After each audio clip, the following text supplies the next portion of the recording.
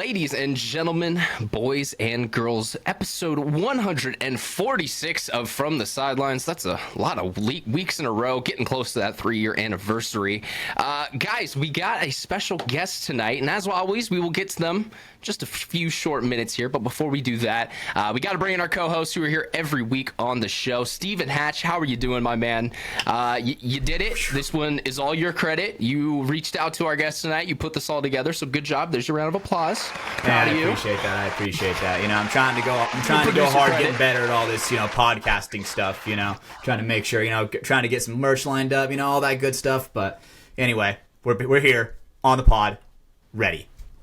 We are back, and I appreciate that because to give context to the audio listeners, this is my 6th podcast I've worked on in the past 48 hours between work and shows and paintball and outside. So I'm tired and I'm busy. So Hatch is picking up more of the slack now. So yeah, everyone give him some praise. Reach out to him in the comments. He's doing a great job. Our other co-host too, well, he's too busy doing surgery on people to pick up extra slack. Brando Baird, how you doing, buddy? Did you cut anyone open today? Well, of course, it's what I do in my free time, and wait, pause. It's great. It's a good day. But, yeah. No, I'm excited. A lot of shit's gone down. And it was a busy week. Yeah, it was. Yeah, some stuff. All right, well, perfect. Thanks, buddy. Very cryptic to start us out there. Doesn't want to get too far into it. Before we bring in our guests, before we get into the show, guys, we got to remind you of our sponsors who help put this show on the air. Every week we talk about them, and every week I'm going to remind you about Liquid IV, the superior hydration multiplier. If you're out at the field, if you're sweating, I'm going to be at a USXPL this weekend, and it's going to be 100 degrees in Texas. I'm going to be drinking Liquid IV because I'm going to be sweating all weekend long. It's got all the good stuff you need to keep you hydrated and back in the action. They've got their sugar formula, the sugar-free formula. They've got the sleep booster, the immune support, the energy booster, a whole bunch of great products listed on their website, liquidiv.com. Head over there, use promo code Mafia_Moffitt, save 20% off and get free shipping at your order. Make sure you use it at checkout, and enjoy. I know Brandon loves Golden Cherry, Concord Grape. I love the Lemon Lime. The Rainbow Sherbet's a great sugar-free flavor. But yeah, so you can't go wrong over at liquidiv.com. Next up, we got NECTR Energy, NECTR.energy, the awesome little energy pouch. Throw it into your lip. It's going to look kind of similar to maybe a Zyn, a tobacco pouch, something of that sort. The big difference is there is no nicotine or tobacco in this product. It is just caffeine and a neurotropic. So throw it into your lip, get buzzed up and focused for the task at hand. It's a great product. We use it over here on the show when we've got long days at work that we need to, get through to then come do content for you guys. We also, the Martin twins? Yep, Martin twins. Yeah, Martin twins. I sounded weird for some reason. We had them on the show in the past. If you guys want to go check out their episode, it's a great time. They had a lot of good information about the product itself, but also just about their background in paintball and out. So great company. Go check them out at nectar.energy, NECTR.energy. Promo code MafiaProductions, all one word. And last but not least, we got Welt's Clothing. I've got my hat on tonight, feeling very weltful. That was a mouthful for me. But you guys can also feel the same. Next Welts Wednesday, it's already passed for this month, but the first Wednesday of every month, Welts goes ahead and drops limited edition apparel. Make sure you go head over there. It's always going to be something different. Could be a strap, could be a hat, could be a jersey, could be a t-shirt, an undershirt. You never know what they're going to drop over at their website, weltsclothing.com. So make sure you head over there. Also, they've got all of their regular options that are available all throughout the year that are on the site right now, so you can go grab some pieces for yourself. Code FTS over at checkout to save some money at weltsclothing.com. All right, well, boys, we got through it. It's the legal stuff. The sponsors, contractually obligated. We do apologize every week, but we got to do it. So without further ado, let's go ahead and bring on in our guest. We're going to be talking to him for a bit tonight. I am definitely excited. We've definitely talked about him on the show before, so it's cool to get his take on some of the things that have been mentioned in the past. But, guys, without further ado, player for San Diego Dynasty and also a co-owner of Hormesis and Hormesis Productions, Alex Fraige. How are you doing tonight, Alex? I'm great. I just I heard that shtick and the whole the lead-in with the sponsors. Why don't we sponsor your show? I guess I haven't reached out to you guys. I mean, that is a good point. I have a Hormesis headband. Sign me up, dude. I heard that lead-in, dude. I want our name in there. Anywhere. Wow. We can change that. I guess I am wearing a hormesis shirt too. I did not even think about that tonight. It just, you know. How much? It was meant to be. Let me get my checkbook. Well, we can. Right here. We can talk about that off air. We don't need to, be giving details away here. But no, that's amazing. Thank you, Alex. It's great to be able to, finally have you on the show. Obviously we've worked together in the past on some productions and some things that have come out. People have heard my, experiences on some of those. But it's cool to be able to kind of, pick your brain on some stuff now. I guess getting into it, kind of the big highlight things that I want to talk about. Very recently, Hormesis Productions was finally able to put out All That Matters on a public grand scale release. We're, a little bit late. It's been, about a month or so now, but for you, these projects have been kind of in the back, behind the scenes, being worked on for such a long time. How does it feel to finally see them see the light of day and have kind of a wide general audience, give their feedback? And it seems to be pretty positive so far. I mean, it feels amazing. I'm really proud of the project. I mean, you worked on it. You were one of the shooters on it. So, I mean, a piece of that goes to you too. So, I feel like it's certainly a passion project. Like, the genesis of it was like, I wanted to bring back that experience that I had when I was little, going to like a Warren Miller movie with my dad and being so excited to go skiing, and then going to see Sunday drivers and push at the paintball tournaments and like being like, whoa, like you're having your mind blown. So I just, wanted to give that experience back to some kid that maybe just started playing paintball and got to see it like in that way for the first time, right? And feel something. Right? Like when you watch an Instagram reel, you don't really feel an emotion about it. You're like, cool, hey, yeah, whoa, or like, sometimes you laugh. It's funny, but like, great. It's next fleeting. It doesn't. It goes very quick. It doesn't draw you in, right, and immerse you. So like that's kind of what we were going for. Yeah, thanks. If you haven't seen All That Matters, go check it out. It's Miko spent hours and countless hours doing that. Hard drives and I mean you're a maker and a filmer and editor, so Ryan, what it takes to like do something like that. Yeah, I for our audience, they've heard me talk about it, but for some of our maybe new listeners, Miko, we were filming 3 separate cameras for almost every single point, covering all of these players and just other matches to get the footage for like the intro piece and some of the other stuff just throughout the year. That is terabytes upon terabytes of footage, and organizing, managing that, handling it, being able to put it all together, that is just such a huge undertaking. So I've been trying to make that point known, but it's definitely something that more people need to know, just how big of a project this was for him to take on, even with all of us helping. God, when I first met you, bro, you were just so quiet. You were like this quiet kid, and now you're like got it all going with the podcast, and like he's a magical guy with the magic, dude, keeping it all together. Yeah, we talk about it on the show, but it was intimidating for me to essentially go from being kind of an outcast in this world to, within a couple years, working with freaking Dynasty, the guys that I watched when I was growing up. That was weird for a mini amount of years, until I realized, hey, you guys are peers. We're in the same space, and it's cool that you guys appreciate my work enough to kind of give me that invite. Absolutely, and you still to this day made one of my favorite videos where I was mic'd up talking shit to people. Yeah, that was a great one. When there was a couple of them we did, but I love the one when you and Yosh came out to practice. Just the quote from it of like, yeah, we have you here so that way our teammates know we actually came to practice. I love that mindset. I feel like the fire came back a little bit maybe this year. The dragon is they're trying to fight back a little bit more. For that standpoint, talking for your side of the Dynasty paintball side, we've seen you kind of step back a little bit more, not playing, as much as you have been in the previous years and then the time before that. Obviously I'm guessing that's a conscious decision, but is that maybe to step more into a role of documenting the game and kind of to keep telling stories of it? Or is it just you're kind of in the position in life where you're taking a step back? Like, what do you think maybe is... for the past 2 years, it was kind of like that. Like, I was like, we have a stacked team. Like, I'm like fighting for a spot, but maybe even if I get the spot, am I the right guy to be out there? I'm playing into like this roster of stars, and I was like, you know what? I'm just gonna kind of exist and kind of be like on the team, but not fully in it, right? Like, I'm just gonna be all present, do my best at practice to get everybody ready, and then, you know, go to the tournament, blah, blah, blah. This year is a little different. We lost those guys, and I was like, fuck, I got something to prove. So, like, I'm fighting for my spot this year. Like, I'm trying to get out there, right? That's awesome. Mike picks the guys, and, you know, I got a good amount of spins in Tampa, but, yeah, I mean, I played, like, 2 points in this last tournament. And, like, I shot a guy and then got shot in the balls once, and that was, like, the story of my tournament. God. Which you got to look at that reel. I don't know if you've seen it. I saw it. The slow-mo was pretty good, not going to lie.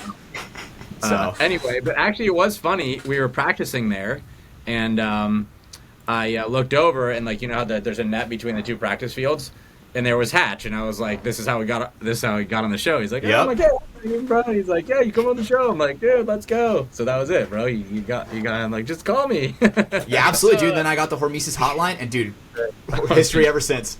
Yeah, so thank you, Alex, for coming on, dude. Seriously, you're a great guy. That's a skill of Hatch's I use all the time, because I don't want to go and just yell at people randomly across an event. So I'll be like, hey, Hatch, go see if Ronnie will talk with us. Oh, Ronnie's on our show. Sick. Thanks, Hatch. Boom. There we go. You know, I'm trying to get my what do the young kids say? Clout. That's probably not the word anymore. But I'm trying to get my clout up a little bit. Yeah. You Riz. Try to get my Riz up. There you go. Yeah. So I rizzed up Alex Fraige to get him on the show. We're old already. Jeez, that's not good. Yeah. So you rizzed me up when you were Delulu. Yeah. We're Unk. What are you, Alex? If we're Unk. For Unk status. I don't know. I don't think we need to go there. Why did you have to call him out like that, Hatch? Well, no, because the thing is, no, they made, so Point of Proof means called me and OG about like the overshooting. They're like, oh, if you like the OG seeing you get overshot, it's like first time. I was like, if I'm being considered an OG, holy shit, bro. Then someone told me I'm considered an OG because I've played in PPL. Yeah, no, that counts. One event, bro. At this point, it doesn't matter. One event, it does count at this point. The dying fire of the NPPL, but you know. You're like extreme OG if you played NPPL. Unknown status. Okay, yeah. Yeah. I had to Google that shit. Got it. There we go. Thank you, Alex. But yeah, okay. So I mean, I like that. I think, you know, it's been kind of cool to see. One of my favorite performances from you recently was that Chicago event. You know, I was filming you guys a lot when you kind of, I don't know, young Alex came back for a minute. You were bunkering people. You were just feeling it. I know you were talking about, you know, that was a kind of a tribute for Marcus. You were kind of playing with his spirit and just being wild and going out there and going for it. That, you know, it was great to see that fire come back alive from Fraige. You know, one of my favorite clips, we've talked about Time Capsule a bit, but Stealth Media made a video. There's a clip in it where, you know, old school MPPL bunkering, you're going up the middle and, you know, you go to stab someone, and instead of going forward, you're just going right back to your bunker. Like, all right, now let's go back. We got the guy out. Let's go be safe. But I remember seeing that during that Chicago event.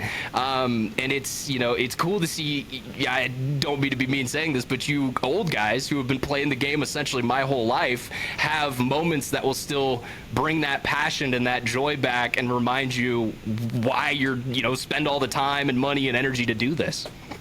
Yeah, no, I mean, it's funny, like, how over the years, like, our motivation, or at least my motivation, has changed, right? Like, when I was younger, like, I just wanted to win. I wanted to, I mean, when I first started playing tournaments, I wanted to, you know, I wanted to prove myself, right? And I was angry, and I wanted to, like, you know, go to the tournaments, like, with conviction, and, like, it was, like, my job to do that, even though I wasn't really making any money, but that's, like, the mindset, and prove I was the best. But now it's different. Like, I'm going because it's, like, you know, a vacation. Like, it's my time off. Like, you know, I've got 2 kids. I'm working. I'm doing, you know, a lot of other things. Like, I'm, like, enjoying my time at the tournament, right? I go there to laugh. I go there to have fun. Like, of course. See old friends. Sure, yeah. Of course, I'm trying to compete.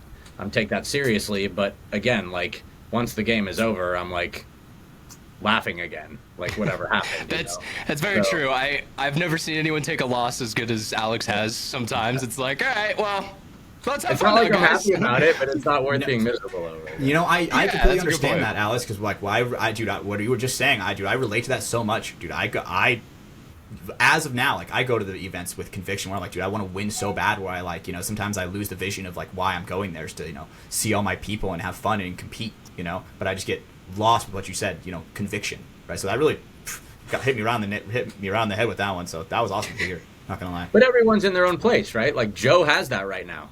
Like, yeah. Dude, Joe, that dude, he wants to win, bro. Yes, absolutely. Right? Yeah, and I mean, I want to win too. I want to win bad also, but it's just different. You know, like he's clawing tooth and nail to get that, right? Yes. Like, I've even seen that for Joe Barrett, even when he was on DMG, right? He was always that guy that was always trying to play every single point, and then when he went to Infamous, now he was that guy that was, you know, killing everybody for his team. And now that he's on Dynasty, he's a huge voice on Dynasty. He has such a distinctive voice. For sure, he got right in there, dude. Like, I mean, he came in like he's the exact type of player that thrives in around us. Like, Absolutely, he wasn't intimidated at all. He came right in and was like. Also, I hate to say it, you guys did. It's the tag team bonus, him and Harrison together. There's just Avocado Bros, dude. I don't know what it is. I don't get it, but they play better together. Good eye roll. I don't. This might have been one of those moves, the Joe Barrett move, Ryan, where I might have been the one where I kind of called. I was like, honestly, dude, Joe Barrett free agency, dude. If Dynasty doesn't pick him up, bro, that's crazy. You know. I don't remember if you said that or not. Oh. If you said it on the podcast, someone can find the clip. Then I'll give you credit for that. Hash. Dude, I remember. I was like, holy shit, Joe Barrett to Dynasty. That is a fantastic. I remember him saying pick. that. I remember Damn, you all saying right. that. Well, Brando's giving you credit. Dude, so, because I was like, there you go. holy shit, Joe Barrett. So free Hash agent? called Fit winning cup. He called Joe Barrett to Dynasty. What else are you gonna call this year, brother? Jimmy Carter dying, bro. Done. You did call Jimmy Carter dying. So, we didn't talk about Jimmy Carter for Wait, about he died 134 episodes. No, dude. No, we talk about Jimmy Carter for 1 episode, and the man dies the next week. Yes. So we just think that It was Hash the finally first- talked about him, and it It killed was the man. first. But It was he the one of first those Mandela podcast. effect guys. Like people thought he was dead already, and they were like, "Wait, Jimmy Carter died? I thought he was already dead." He's doing his impression of a Victorian rat victim from the plague. you know, but Yeah, he was hanging on a little bit there. But I remember this was the episode we recorded like right after New Year's, and I was like, all right, first death poll of the year, Jimmy Carter, get him out of here. And then next thing you know, dude, January 1st, done. It was tragic. I did not think that manifestation was gonna hit. Nostradamus. But Dude, you know, listen. Yeah. It's called. You called Fit winning cup. yep. Yeah, so Hatch called at the beginning of the year. He said we were making a tier list. He said, "I think Fit will win one event this year." I think it was now that is it was very gonna be general Chicago and or Cup. out there, but we get to Cup. We have our live show at the event in the VIP stands. This is Thursday before the event. He looks Wednesday. out, sees It was Colt Lucal in the Wednesday. pro field, and says, I think, Fit, they have my money. They're going to win Cup. They're putting money on them, quote unquote. And 3 days later they did it. So, I was like, holy shit! There were like every match. I'm like, oh my god, they're winning. They're smacking prelims. They win the next match on Sunday. Then I was like, oh man, if they the only possible roadblock was like the Russians. That was a big roadblock at that Cup event. They were playing so strong, and then they beat the Russians. Colt wins that 1-on-1. I'm like, holy fuck, dude, the prophecy is foreseen. But I think this one was actually their most impressive win by far to me. definitely. Because they lost the 2 games, they barely snuck in. Actually, if we would have lost the game to Heat, they would have been out. Wow. On Saturday afternoon, and then they got in the wild card. And the most impressive thing about it is they slaughtered X Factor and Diesel, who they lost to both of them in the prelims. Yes. And then came through and were just like, they were a Sunday team. Like they reinvented themselves overnight, and that's probably one of the hardest things to do is when you're like a little shaky. I mean, they're 2-2, right? Like that's a medium record that you're praying someone else gets a score to you get in. You're on the bubble. Like they're lucky they're in, and then they went from that to like literally dominating on Sunday. You showed the resilience. Totally. Yeah. And how often have we seen a run from the wild card spot on Sunday? It's Very a few taxing times. thing to do. You got to go play 4 extra paintball matches, to have a chance to win. And after you've already done your prelims plus all your practicing, that adds up and tears on your body. So it's a great story. I think the finals match in general too was maybe one of the best ones we've seen in a couple years at least. That's up there with the Ollie Lane 1-on-1. The fact that Axel Axel is did. kind of the other part of the story. He is this very weird story with paintball of finally getting a chance to come over here, and then that going away, playing for the Tauntauns, now them coming over here, and then finally having it literally within a millimeter from his grasp of finally winning in America. It's one of those things that's why I love the sport. The storylines that can come from it are just insane. I love the passion that we put into paintball. Honestly, it just seems like there's always, in every division, there's teams that are just, have that conviction, I guess, where they want to win so bad. You can see it in their eyes, and that's one of the things that's like rejuvenating for me, where I see the youth, like the young guns teams and all that, like going at it so hard in the paint. You know what I'm saying? Like going over to the divisional fields on Sunday, like when we would go watch Storm, seeing like it was basically split deck with the kids, and man, dude, that was the next generation is going to be some ballers straight up. So yeah, just seeing that from Fit is like, those guys have that, they've got the conviction, and now they have the confidence too. So like, it's a dangerous combination, and the youth. And I mean, I just watched the way that Stewart played that one-on-one, bro. Like, didn't give a fuck. He was such a beast. Yeah, he just went straight at him, like lefty to the side of the field. He didn't play all tournament, and just like forced Axel, who's probably one of the best gunfighters out there, just into a situation like where he was like super uncomfortable. Absolutely. And, it was like every time Axel blinked, he moved another Dorito. And usually like that type of one-on-one is like a cat and mouse game, right? Where it's like, okay, Stewart was like, and just holy shit, this dude's balling. I'm like, and he he didn't try to sneak, he just came, straight up. He's like, I'm gonna win, and I'm gonna do it in my way, and I'm gonna force him into a fucking position. So yeah, like I don't want to play a guy like that. Like Yeah, we talked about it last week for our audience, so they've heard us go over it. But Scott, dude, it was impressive to watch that. I will also say too, his nickname's Dirty Stew, and based off the conditions, dude, Dirty Stew was definitely gonna win. He was dirty, but plus percent efficiency, bro. Yeah, for sure. He was in his environment. He had plus stat bonus to everything. He was feeling himself. But yeah, so let's jump back a little bit. He was on status. Wait, I look at him, bro. No way, really. Went from UG status to fucking Jack status. Dude, that is amazing. Okay, do you think if they put someone else in and Axel wasn't tired, like, do you think he would have won? If he wasn't tired and had to make that whole coast to coast run? Who knows, bro? That's what I'm trying to like. Yeah. I don't know, bro. God damn it, dude. Because it's hard to say. I just feel like that was part of a factor. Because dude, the guy was playing every single point, makes that coast to coast run. Now he's playing a one-on-one like 2 minutes later. Like, dude, that's got to be like weighing on you, like. For sure. His cardio is freaking godly, straight up. But how old is Stewart?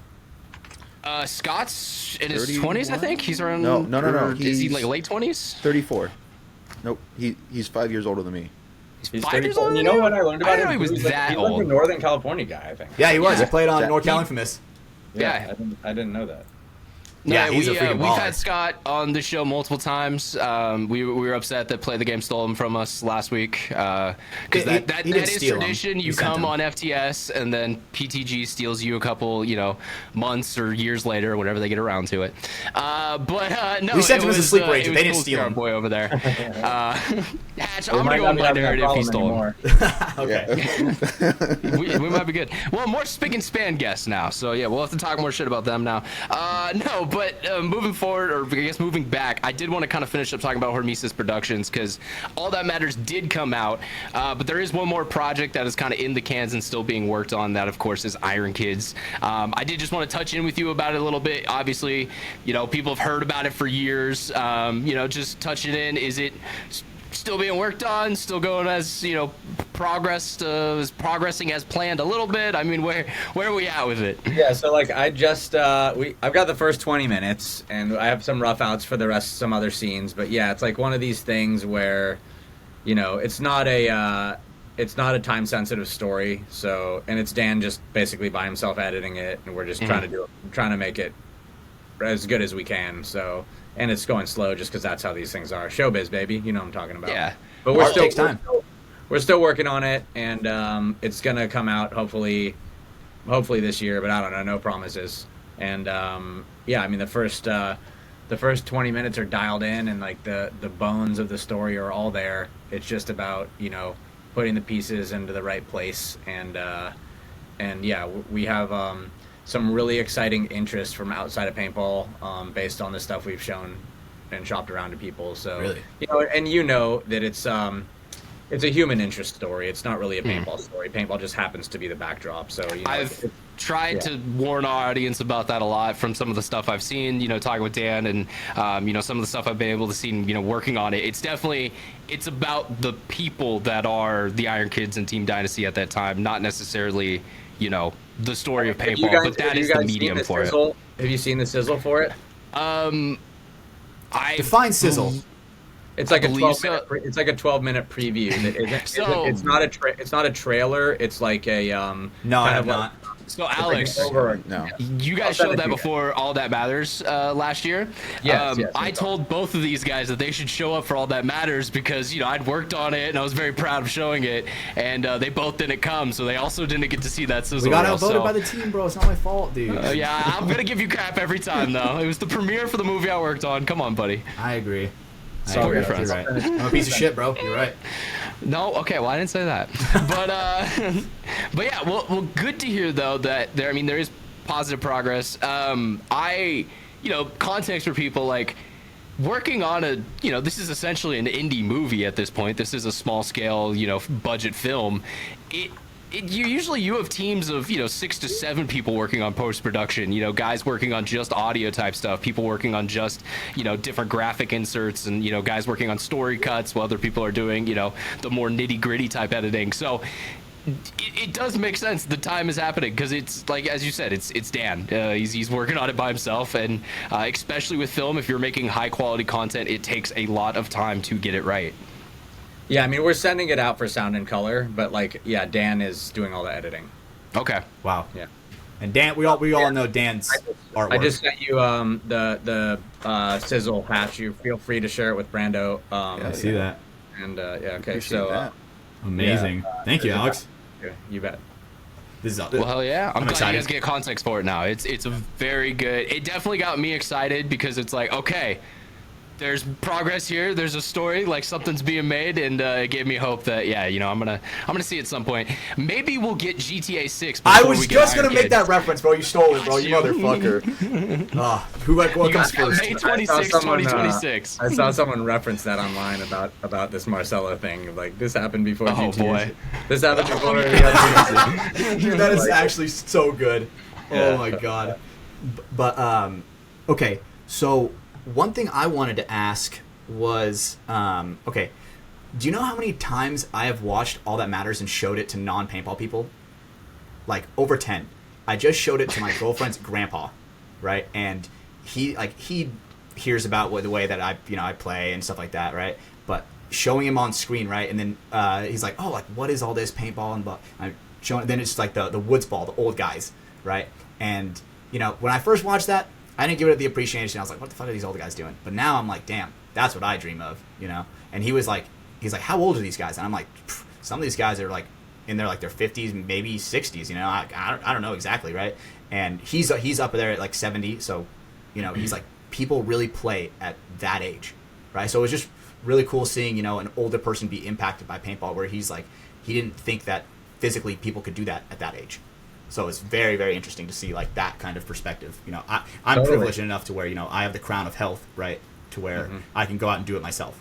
So it was just very, very awesome to see. So that full film, Alex. Thanks for saying that and sharing it in that way. Like, that's another thing. Like, I wanted to be able to produce something that, like, and with the magazine too, like that you can, when someone asks what paintball is, you don't have to like get out your phone and be like it's like this, it's annoying, right? Like, you send them the a nerd link voice. you like show them a link to the movie, right? You go, here, watch this, or here, take this magazine. Like, you can see it in full, like, full size, like, dude, Beautiful. Like, it's tangible. Which, like an old person or a child can look at this instead of watching Ghost Sports and watching little mice run around on the, like, dots run around on the phone. Like, yeah, it makes it like real to somebody that has no clue what it is, right? So, and that's not one of the why we things made it, but that's something that's cool about it.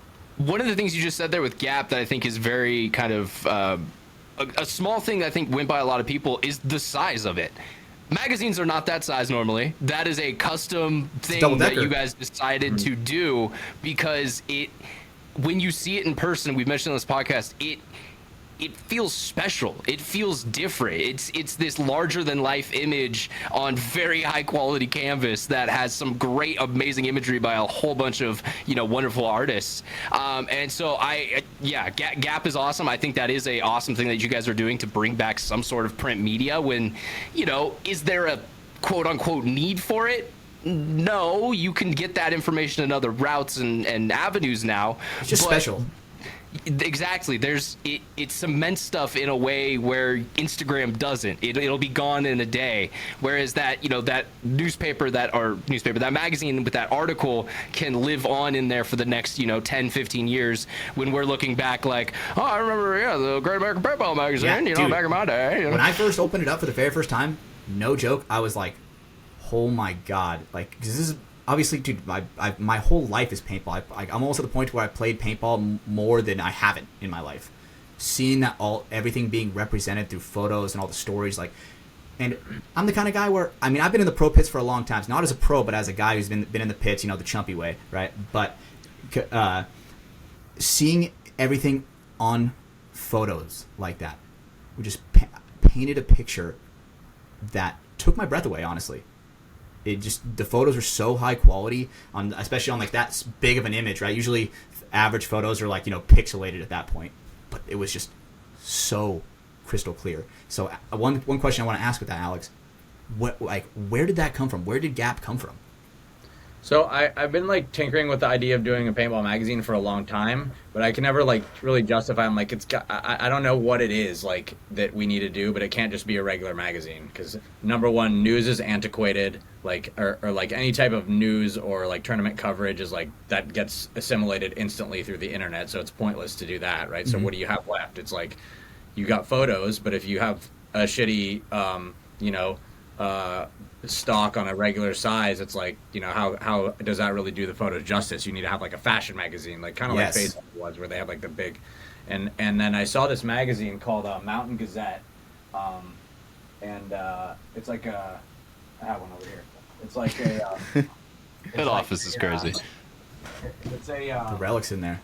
it's like snowboarding, skiing, like outdoor lifestyle magazine.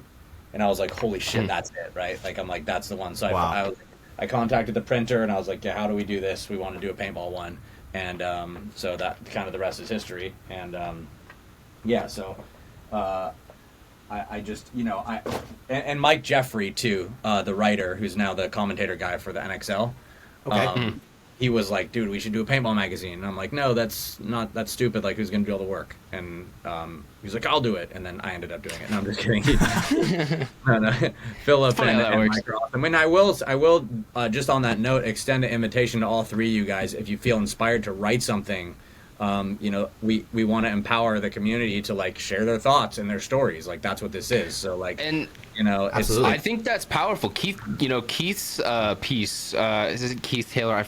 Josh Taylor, right? Oh yeah, I love that piece. One of my favorites.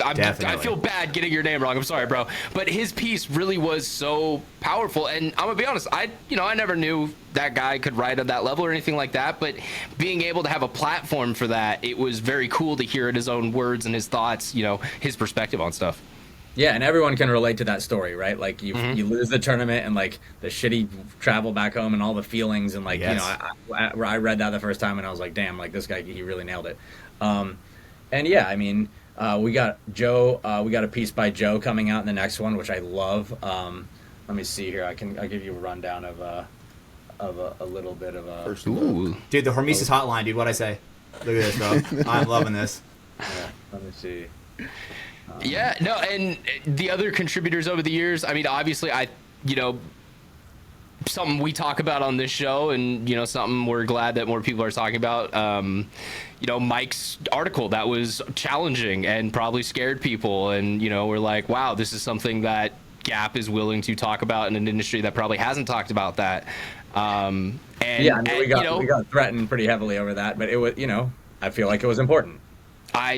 We feel like that is too. 100%. I mean, that's something we talk about on this show because it's, I mean, Brandon's dad is very much connected to the story, but it's, you know, it's not great stuff. And at least having people be able to have a place where they can editorialize opinions and be able to get that conversation going and that snowball rolling is something we haven't really had in paintball. You know, there's been different digital sites and stuff, but as we just mentioned, that impact doesn't hit as hard as when it's words on a piece of paper in front of your eyes. Absolutely, dude. So we have coming up, we have Joe Barrett. We have a piece on Roderick Mitchell, who's like the scorekeeper dude. Yeah, we love I love Hell Roderick. yeah. That guy's a beast. Yeah, Rod's the best. So then we have an awesome article Colt Luckow. And then we have a piece about paintball in Iran by Nima Razavi, who's like... is that the... I see him all the time. He's doing like social media stuff kind of through that lens. Okay. Interesting. Yeah. And then it's actually just a piece about like what paintball is like in Iran. And they have like this field, like it's cool. It's like we got a couple photos where it's like, you know, this like kind of rock wall with like a city on top, and the paintball field's down below, like it's in a quarry. So it's like in the middle of like a town. It's cool. No way. Damn, okay. Sounds sick. And then we got some poems, and then we have a thing about Miko, and then some stuff we have backburner might go in this. Oh well, now we have to do a piece on this whole thing with Dan Belzerian. So that's going into we're working on that, and then we also have Thomas Mantoni, Archie Montemayor, stats by Patrick McKenna and San Monville, and then a thing about the rushers. So yeah, I mean we got stuff, and then we also have a thing about Hugh Hefner's son, who was a paintball player. So we have like a whole bunch of cool things kind of slated between issue 3 and 4 that we're working on. So yeah, it's no, there's a reason to genuinely read it for the articles, you know, referencing Hugh Hefner's son there. But I do love what Gap Paintball is doing. Alex, if you know people out there, maybe they've been living under a rock, how do they get subscribed? How do they find out more information if they're curious for themselves? Yeah, you can subscribe at gappaintball.com, GAPPAINTBALL.com, Gap Paintball, and then or just Google Great American Paintball, it'll pop up, and then you can buy the back issues individually, or you can subscribe for the issues coming up. Okay. Do you have kind of an ETA on the next issue, or is that just in the future? Yeah, I'm hoping to have it done in about a month, so it'll probably ship in about 2 months. With printing and everything. Okay. Yeah. All right. Well, near horizon, kind of somewhere in that timeline. It could be done faster. I think that's a realistic expectation. Nice. But Can't rush hard. Yeah, I've got the layout going. It's like, dude, it sucks because like, and you'll appreciate this, Ryan, to like work on that, like a video editing project. Like you need to give your attention for hours. You know, you can't just like be like, oh, I'm gonna work on this for a little bit. Like come and go. Yeah, I'll do a couple edits. Like, so like my work day is like, okay, today's my day for the magazine. And then I like get in and I'm like, customer service, phone call. Like, okay, hormesis something. Like this fucking field one's one. And like I'm like, you know, it sucks. But Philip Swindle has been super helpful with the layout side of it. But I gotta, you know, it's honestly it comes down to me, so I gotta keep going. Philip, very, very talented artist in his own right. It's a guy who doesn't really get talked about all that much, but probably should more. For our context here, you know, our audience, they know Lastro Lopez, the famous photo of him in the mud in the American Komodo. That was so done by Philip. Yeah, such a great shot. But Alex, you brought it up, and I think it is something, you know, our podcast audience probably wants to hear our opinion on a little bit. It's not fun to talk about, but there's been a lot of just crap that's gone down in the past, I don't know, about 72 hours in paintball. You know, damn, look at him. Yeah, dude, there it is. There's the photo. Look at him. God damn. So impressive, man. Yeah. We love Scott Lopez on the podcast over here. Broadcast studio. Yeah, boots on the ground correspondent. But yeah, so over the weekend it came out through different channels that the recent member, you know, the guy who's recently come into our sport, Dan Bilzerian, social media influencer, owned a marker that had a lot of Nazi symbology on it. If you haven't seen the photos of it, I obviously can't add it to the YouTube video because YouTube's not cool with that sort of stuff. And I don't necessarily want to either. There's a lot of Instagram channels where you can find, you know, the images for yourself if you feel like you need to see the context. Yeah, obviously, you know, let's make this pretty clear. That's not fucking cool. Making new Nazi stuff is not in any way, shape cool. That was a very, you know, hateful and just kind of fucked up ideology that really put a stop to a lot of progress in humanity for a long period of time, with the amount of people they killed, the amount of people that died trying to fight them. It's not fucking cool. So that's not great. That was like the first big thing that came out. Obviously, after that came out, people, you know, were concerned in the paintball community. They wanted to hear thoughts and, you know, kind of understand what people were thinking that were connected to this. The big player connected with this was Marcelo Margot. He was coaching Dan's Division 5 paintball team. He did make a statement that was a little bit later in the timeline, so we'll get to that in a little bit. Teams kind of started to come out, obviously saying, you know, they're not a fan of that. Jimmy Hickey has been a big dude. He was talking in almost every social media I can see. This man has been making posts, you know, very adamantly talking out and talking against this. And, you know, something that, you know, I think is good on his part is like Mark Mederman on his team is a Jewish player. And obviously that's probably not cool to hear that a dude in your, you know, in your community stands for something that stands directly against you. And so we like Mark. He's been on our show. Brandon unfortunately dropped out for a second. He'll jump back on. His internet's always that bad. Too hot. Like, he had to jump out. But in fact, he said worse jokes. But no, so, you know, we support Mark, and he obviously stood out against it, and numerous other players started to stand out. One of the first big, like, personal player statements was J-Rab. He, you know, had a whole statement essentially disowning, you know, the things that were said and saying, hey, I don't condone that. I don't stand for that. I don't want to, you know, be a part of that or have that in our league of paintball. This, you know, this is one of those things, like, it is so hot button. Everyone's got an opinion on it. Even people who have the same opinion may differ on certain parts of that opinion in some ways. As of now, I guess the big repercussions of this, Marcelo Margot has been let go at the current moment from his team. Impact has let him go. At the current moment in time, there's no bans or anything by the NXL. Tom Cole has not banned anyone, which I'm gonna be honest, I kind of agree with. It's crappy, but nothing was done at an NXL event, so it's hard for his organization to hold power. If anything does happen, obviously they should, you know, step in and make sure players are safe to be at events, which I do believe Tom Cole will do. So yeah, it's a very big situation. It's moving quickly. There was, you know, some kind of lynch mob type stuff happening on the internet in certain places. Alex, you know, you guys kind of got caught in the crossfire of this a little bit just because of some sponsorship things that were done before any of this came out. You know, I guess, yeah, I thought it would be easy to say Nazis aren't cool. I think that's my whole thing on this. And, like, I understand there's going to be the comedian in the room, I'm using air quotes if you can't see the video, who's going to make the joke and be like, oh, this isn't that bad, or, okay, man, you're funny. But when you're actually making new symbology that carries such a hateful ideology, that's just not, it's not cool. And it's the thing is, it's not even like, you know, obviously like that whole insignia, right? Before they even got to it, it used to mean a symbol in like Hindu or like Buddhist where it's like hope and peace and love, right? And it wasn't even like stretched to that.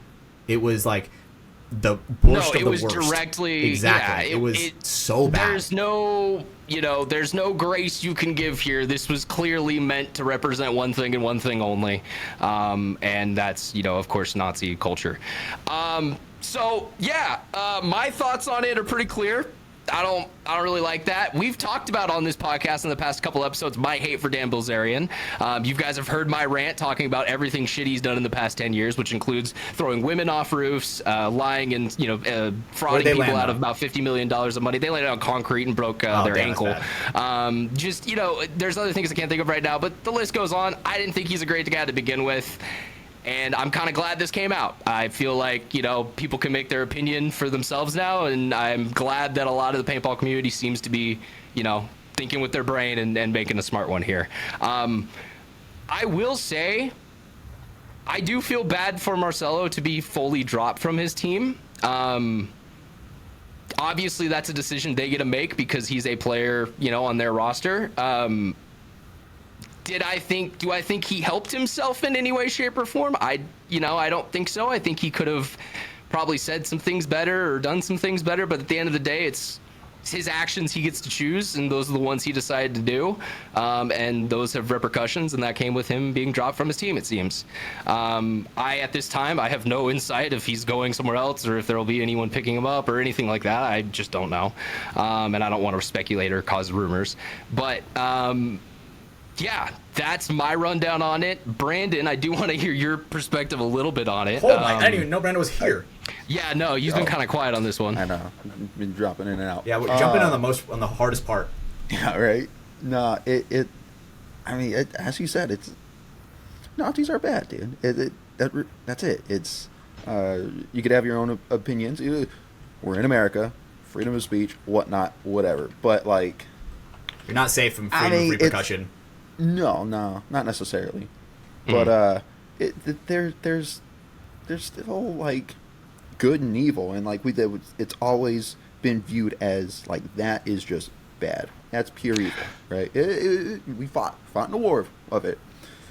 A lot of people died because of that. Like it's not good. And I think one thing you said there is the beauty of freedom of speech. It's also the beauty of people being able to hear bad ideas. You may not like what's being said, but now you know pretty quickly that dude who said that is probably someone you don't want to associate with in the future. I don't like what he said. I think he has every right to say it. I think it's scummy. I don't endorse those opinions, but like Brayden said, that is a right that we have as Americans. Of course, if he does it at an NXL event, now that causes, it's on public or private property at that time because it's a private event, and there's other things that go into place there. I'm not a lawyer. I just claim one to be or pretend to be one on this podcast.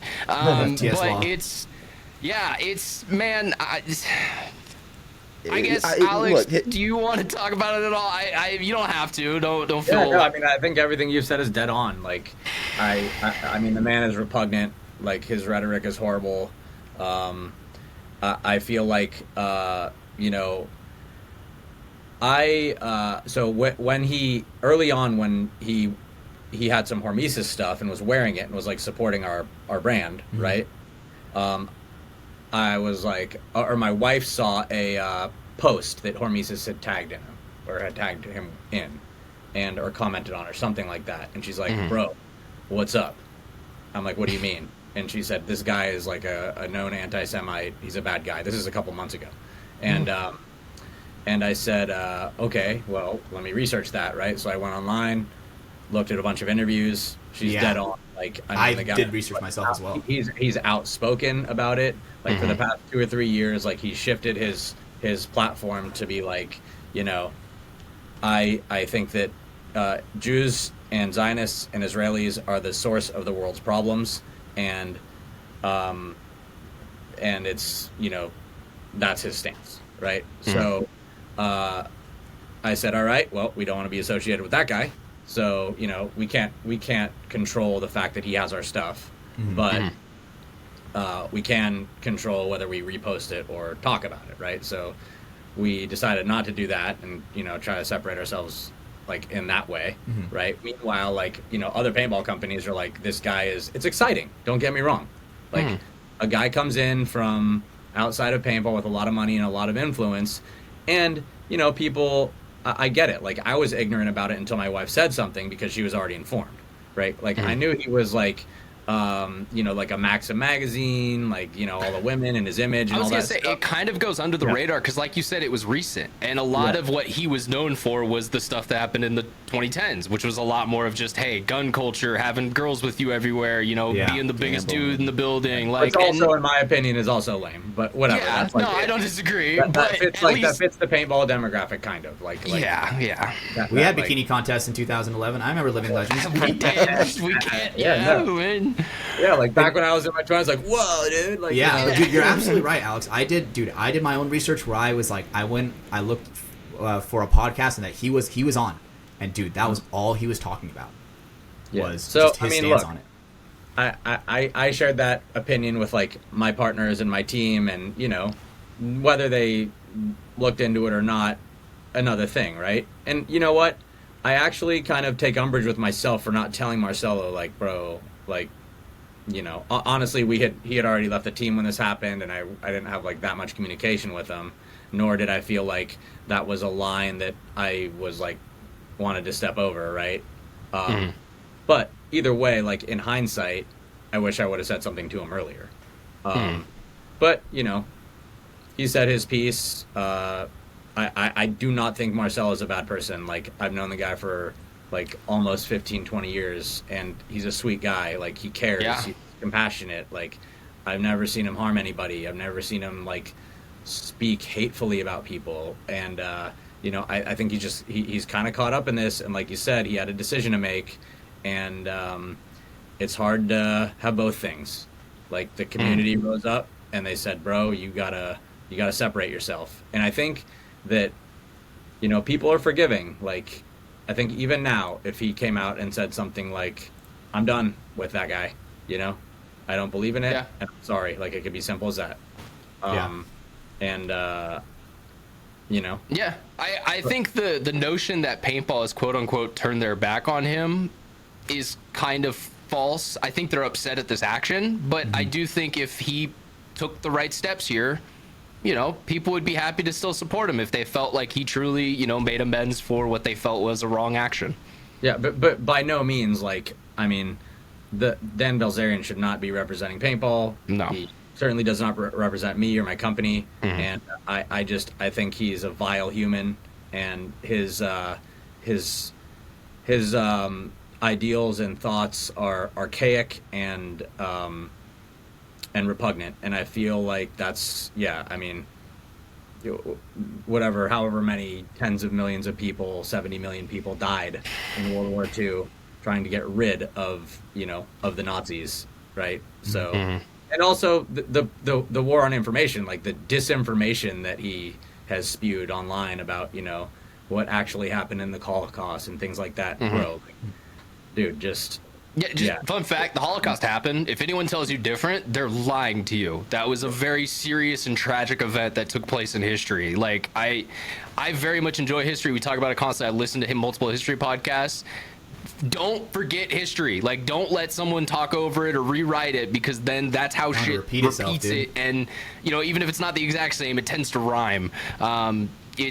Yeah, I don't like that narrative, you know, that it was a fake event and that it was just something that, you know, someone's bringing up, because it's harmful at the end of the day. And unfortunately, we live in a world of serious disinformation. When the farther you get from an event, like, the more you can lie about it. Like, I could say, you know what, Dynasty won, Texas, 2021. 2004? Yeah, whatever, 2004. We won. We Yeah. won that one. Yeah, no, you're wrong. We won. Which, you know, is totally false. I just believe you. Yeah. So I don't know, man. It's really sad. I think it's sad for Marcelo. I think it's sad for paintball. I mean, I feel bad for Tyler. I do feel bad for Tyler. Yeah, what does that chat look like, bro? He made a...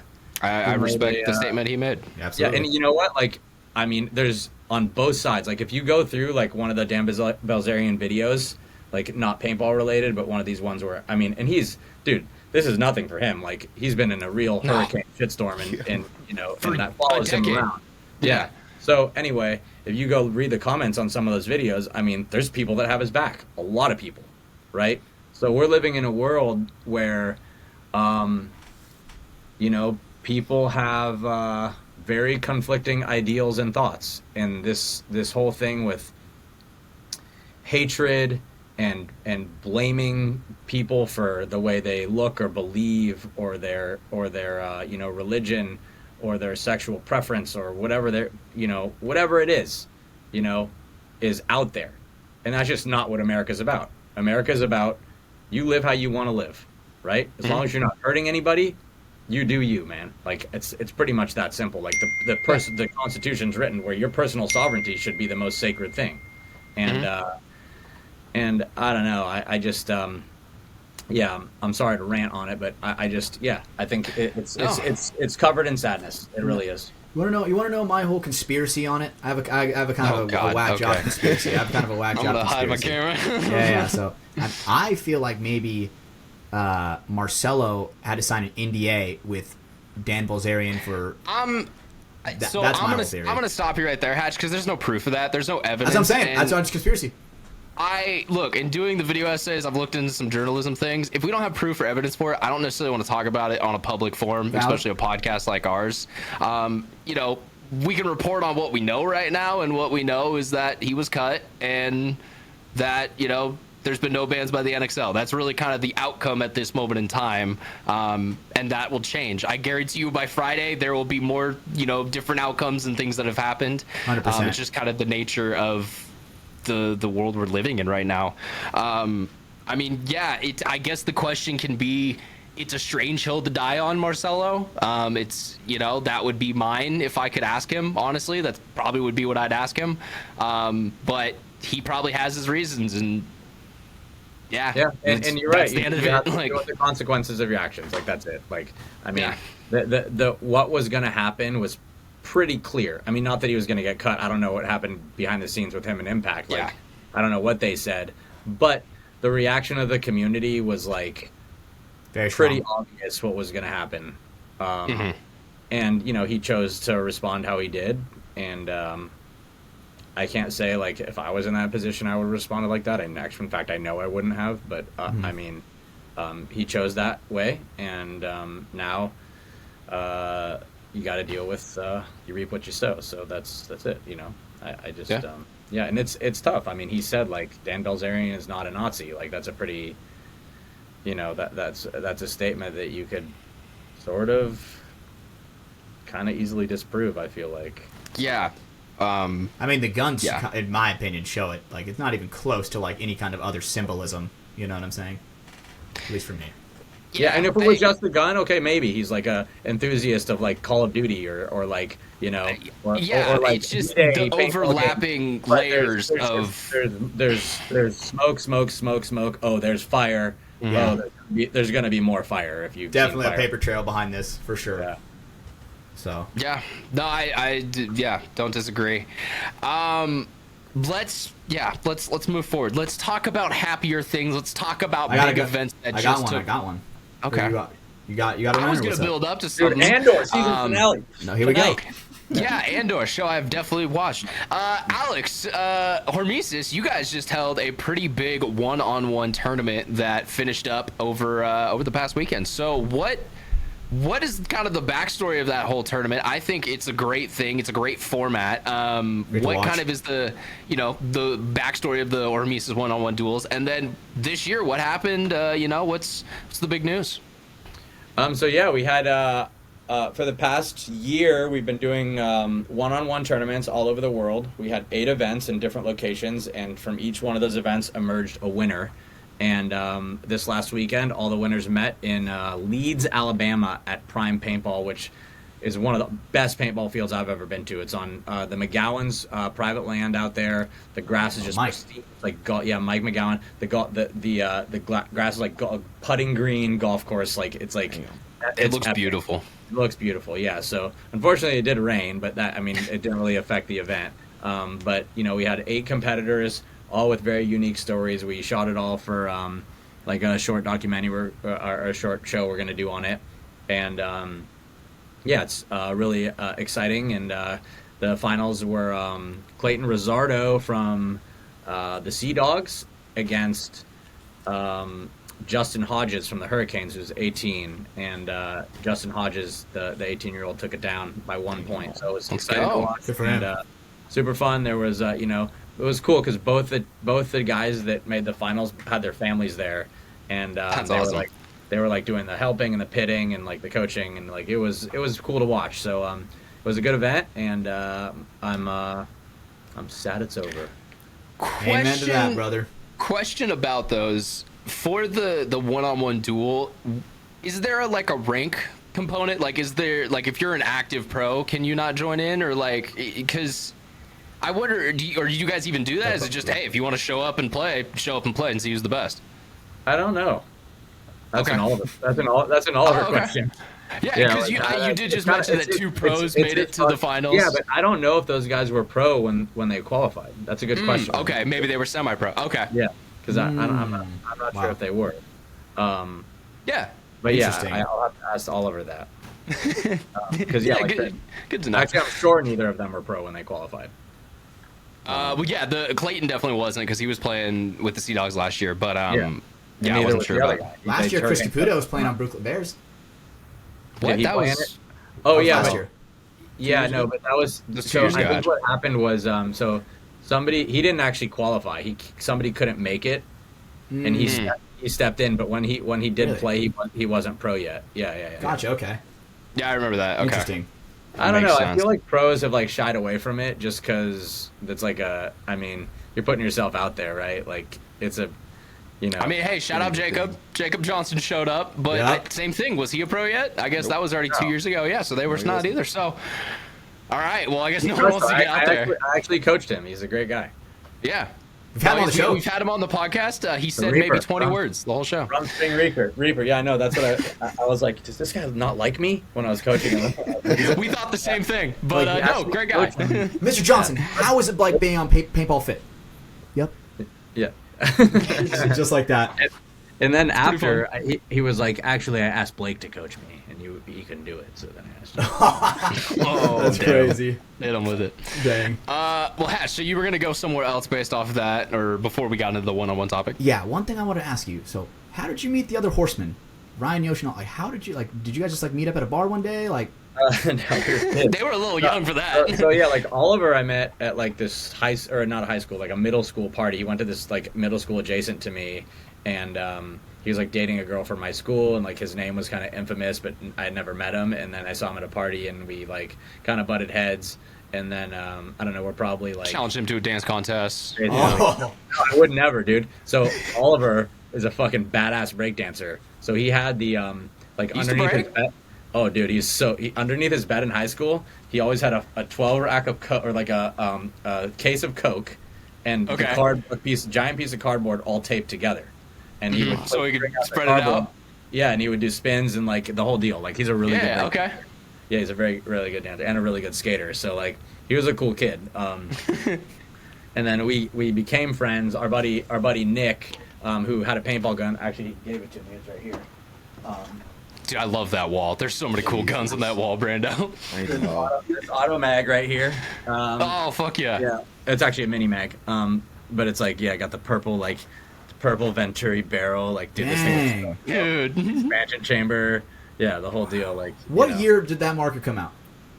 Oh, bro, I don't know. Mini mag. The Ooh. auto mag probably came out in the 80s. Okay. Yeah, because it was like the mag versus cocker debate for I a don't while know. there, Brando, right? Brando would probably know that. I know. All right, let me text my dad. Hold on. Yeah, I'll get he the probably sources. tested the first one or something. Perfect. Anyway, so this dude he already had this gun, and he brought us out to play, and it was this like Halloween paintball game, and I stupidly opted to rent the pump instead of the VM68 semi-auto, and I didn't shoot anybody, and I remember like at the last game I like charged out because I was like fucking going, and I got the shit shot out of me, and then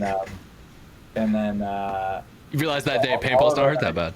so Oliver and we had become kind of friends before we played paintball. So we were like both kind of latchkey kids, and went and hung out all day, all in the summer, rode bikes, and ran around town. And Something these kids don't do nowadays. No. No.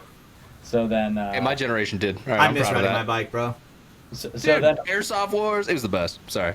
so then Oliver Ryan and Yosh kind of had a similar story. They're from a town like about 40 minutes north of us, and they were friends in middle school and high school, and then started playing paintball, I think in Ryan or in Yosh's backyard, and then got a job at the paintball store there, and then we would see them out at the field, and we'd be like, fuck are those guys, like, because they were our age, and they were like, and Ryan just, he when you meet him, he looks like you want to punch him in the face. You just want to shoot him. Yeah, no, exactly. I get it. Yeah. It's like horrible first impressions, right? And so Pretty cool guy, though. we're not friends, but Eric Crandall, who ran the field, was like, hey, we're going to go to a tournament, and I'm bringing you guys and those other guys. And I'm like, nah, you're not bringing those guys.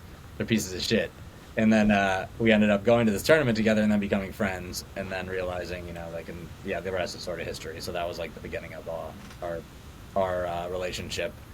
And I don't know, we just stuck together ever since then. I remember this one day, Ryan was annoying. So we played on this team called Lofty 3. And so Lofty was like the local team, and we were like the third iteration of it. So we were like the novice, or whatever. There was like pro, amateur, novice, rookie. We were rookie, and we're out there, and there's this guy called Frankenberger, who his name was Jason, but we called him Frankenberger because he ran the hamburger stand there, and Ryan pissed him off one day, and he was chasing Ryan around, and he ran like Frankenstein trying to chase Ryan. So he called him and we were out, and it was like me, Ryan, Yosh, Oliver, and Frankenberger, who like had a driver's license, so he would like take us to the tournaments and stuff. And we were just, dude, we were so bad to him, dude. We were just annoying, like, but we were good. Like we never won, but we got we called it the Lofty Curse because we got second place like 100 times in a row. Yeah. So this one day we're practicing, and I can't remember what happened, but like Ryan and Frankenberger got into it, and Frankenberger just had enough, and he was like, "Ryan, you're cut," and we're like, I looked over at Frankenberger and I'm like, "Well, then I'm out." And then Oliver and Yosh quit, and we were like, kind of always had each other's back in that way, and yeah, so it's kind of all those funny stories. No way. The beginning Dynasty crew. I love that. And then Ryan took over. Ryan and Yosh took over the hamburger stand. So they would like go to hot cows together. And listen to what these fuckers would do. They would buy one onion, right? And they would they'd put the onion out on the grill, and they wouldn't sell grilled onions. It was only so people would smell the grilled onions and come over and buy the burgers. No way. And he's like, no, they're not for sale. They're businessmen, bro. Oh my God. One of them, yeah. Business strat One's right a there. business partner with you, and one your teammate with. So hey, good. That's good like the guys stuff in at life. like Disneyland where they pump the air vents full of like churro That's the smell, thing, so you go and get a churro. Open that fresh show too. You know? Yeah, that's patented. That's a patent on that. Damn, dude. Yeah. Damn. They knew it before. Damn. All right. Fun fact: you got up and showed off a hidden Mickey right behind you, but yeah, Dude, I'm a big Disney guy. It's weird. Yeah. There's some cool stuff in that office I've seen. I'm actually reading this right now, the Imagineering story. Sarah Gill just sent this to me. I don't know if you know her. She's down from Texas. Okay. It's a great book. Really kind of the history of like the Disney Imagineers, the guys who like built Disneyland. Wow. Well, here I got something to show you. 1 second, Alex. Can you just fill for a second? Okay, so now that Ryan's going to go get his stuff. All right, Alex. Never mind, we're back. That one didn't take long. It was literally, it's standing out. But so the audience has seen this, but this is my prize trading card that I have right now. This is a Donald Duck out of 50 gold from Topps Chrome. It was graded by PSA, so it is a 10. It is a perfect condition. Here, let's see if it focuses up on it a little bit more. But I've gotten into trading cards a lot down here in Texas, and this is my current holy grail. I love Disney stuff too, love Marvel, all that stuff. But yeah, how about Lorcana? You have any Lorcana cards? I'm looking at them right now. Yeah, I've got some goofy ones up there. There's a couple like Winnie the Pooh ones. Check this out. Yo, please get this. I like this. I got a brave little Taylor. It's only a 9. It's only a 9. Wow. Is that the first chapter, or is that? Yeah, no, it's the D23 like the promo. D23 one, yeah. Yeah, that's a dope card. Dude, All the right, that's D23! Oh my cool. He God. has no clue what that was. That card was only given out at the promo where they were first showing off Lorcana as a game as a whole. So that's a cool chase card for trading card people. But yeah, no, I've got some other cool stuff up here. But I just wanted to show it off because I know you were a Disney fan as well. I know that's a side of you, a part of you probably not many people know about. I mean, it's not talked about all that much. What's your ride? You don't hide it, I guess, but no, it's kind of it's like a Disney well, I have kids now, so like I'll take my daughter who's 9. To, like, you're not a Disney adult. You have kids. There you go. Yeah. You're a Disney parent. There you go. But yeah, I don't know. So like it's weird. Like for me, like I've done like psychologically, I'm like, why do I like it so much, right? Like that's a weird thing to like, right? Like and so what I figured out is that my parents are divorced. And when I was a kid, we like had these trips to Disneyland before my parents got separated, right? Okay. So like I associate like Disneyland with like having a intact, happy family. So like that's my escape, right? Which is like now that I've figured that out, I guess it's a little healthier. So I'm aware of that, right?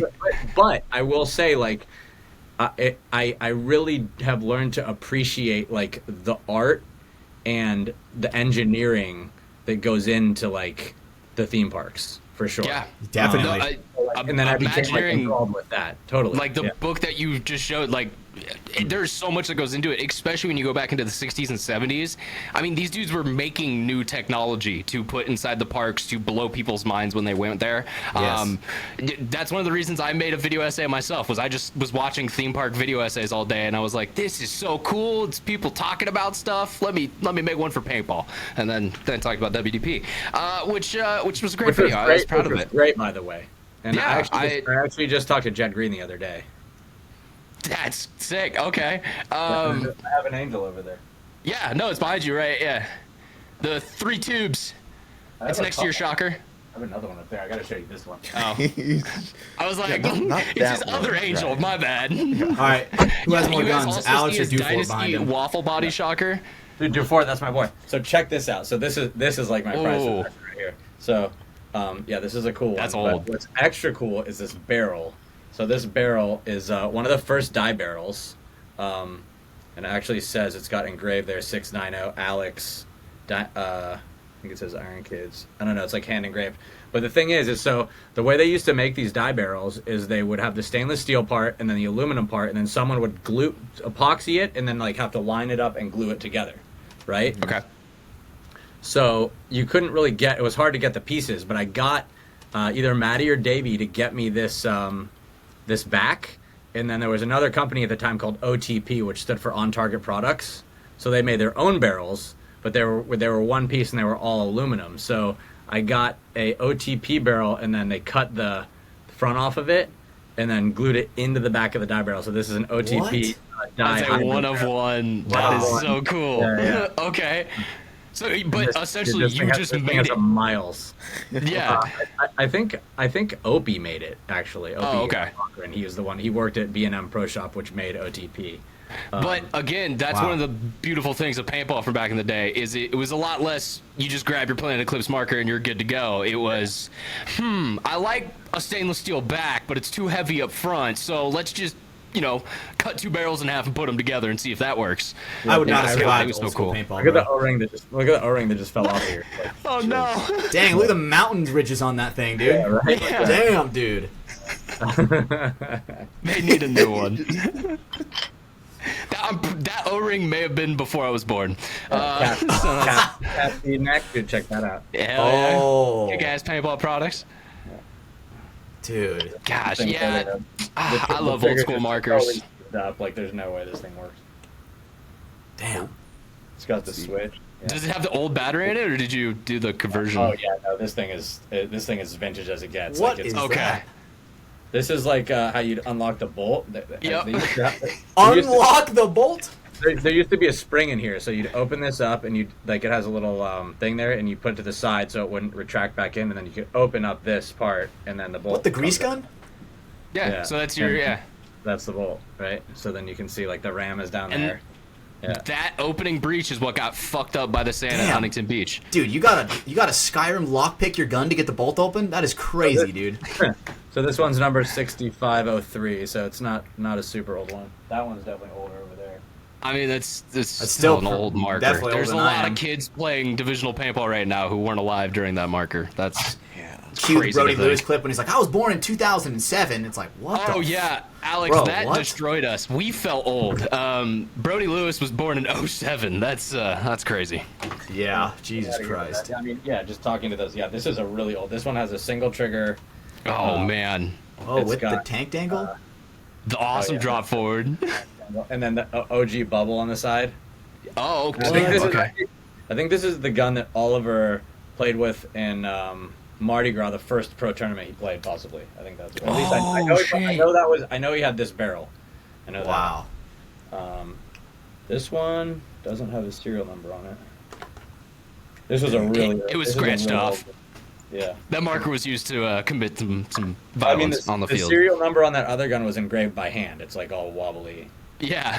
Well, they were all built by hand back in the day. That was one of the reasons why Angels were so good until they sent them to China to be manufactured. John Rice, yep, John Rice, and the whole deal. Wow, Yeah. damn. What do you have a favorite gun or favorite relic that you like? Just hold near and dear to your heart. So yeah, probably. I have two things. So this one is my autococker. I call it the green machine. So like, dude, this gun has like, and that's an OTP barrel right there. That's like a full one. Wow. Oh, sick. Okay. But dude, this thing, bro, this thing has so many kills on it. So many. Just because of not tournaments, walk-ons. Like, dude, I played so many games with this gun. Dude. So many games. And if you look, it's like art stickers, that dope. Sticker, yeah, still the same sticker. So that's like it's faded, but that's like me and Oliver. We took it in like one of those photo booths. It's like wanted, dead or alive. You know? Yeah, dude. Is that so? I guess another thing that came from kind of this time period was Kid Among Us, which was you guys used to like throw those stickers on everything. I know Matt wears a headband that you guys made, was kind of bringing that logo back. What was the story behind that? Because I've heard it before, but I think the podcast audience should. Okay, so Oliver used to work at Blockbuster, which was by my house. It's a video rental place. Like before digital movies, you'd have to like go to We know Blockbuster. Come on, yeah. Alex. I know you guys do. But Hey, dude, I remember I rented Wanted Weapons of Fate for the Xbox 360. I remember vividly. That was one of my favorite games. So then Oliver worked there, and so I'd go over there and like bug him while he was working, and he would like sneak me videos and stuff. And then they at one time had this promotion called Kid Mungus, so they had this sticker that said Kid Mungus, and they would put it on all the videos that were appropriate for kids. So he stole a bunch of these stickers, and then we like put them all over the paintball field, and then started like putting them on our stuff. And we made this crew, so we made like headbands that said Kid Mungus on them. And we're like, dude, we're the Kid Mungus crew, and we gave them to everybody, well, everyone we liked, and definitely not Ryan. So like, it was like basically just designed to like make Ryan feel shitty. So Nice. So we gave them to like all these cool like pro guys, and yeah, so that's the story of Kid Mungus, and Blockbuster is now defunct. So I'm like, yeah, let's see if that trade style is available. That trademark, yeah. Yeah. Probably no one at this point, I would guess. Like, oh, grab Kid Mungus, okay. Another, I guess, one last nostalgia thing I'll ask you about, because you guys actually recreated it a little bit with Hormesis. When I was a kid and I watched you guys play the MPPL or some of the older matches, one of the coolest things to me, it wasn't necessarily the guns, it wasn't necessarily the masks. It was the pro patch. It was seeing how guys would be able to have the gold star pro patch or the silver pro patch. Yeah. What is the actual history behind those? Because I've only heard like myths. I have one of those. No, I know exactly what this is. Yeah, that's so cool. I don't know where it is. I have it in a box somewhere, but I do have a gold one. 12-year-old me was like, that's all I wanted. Yeah, dude. This is so sick.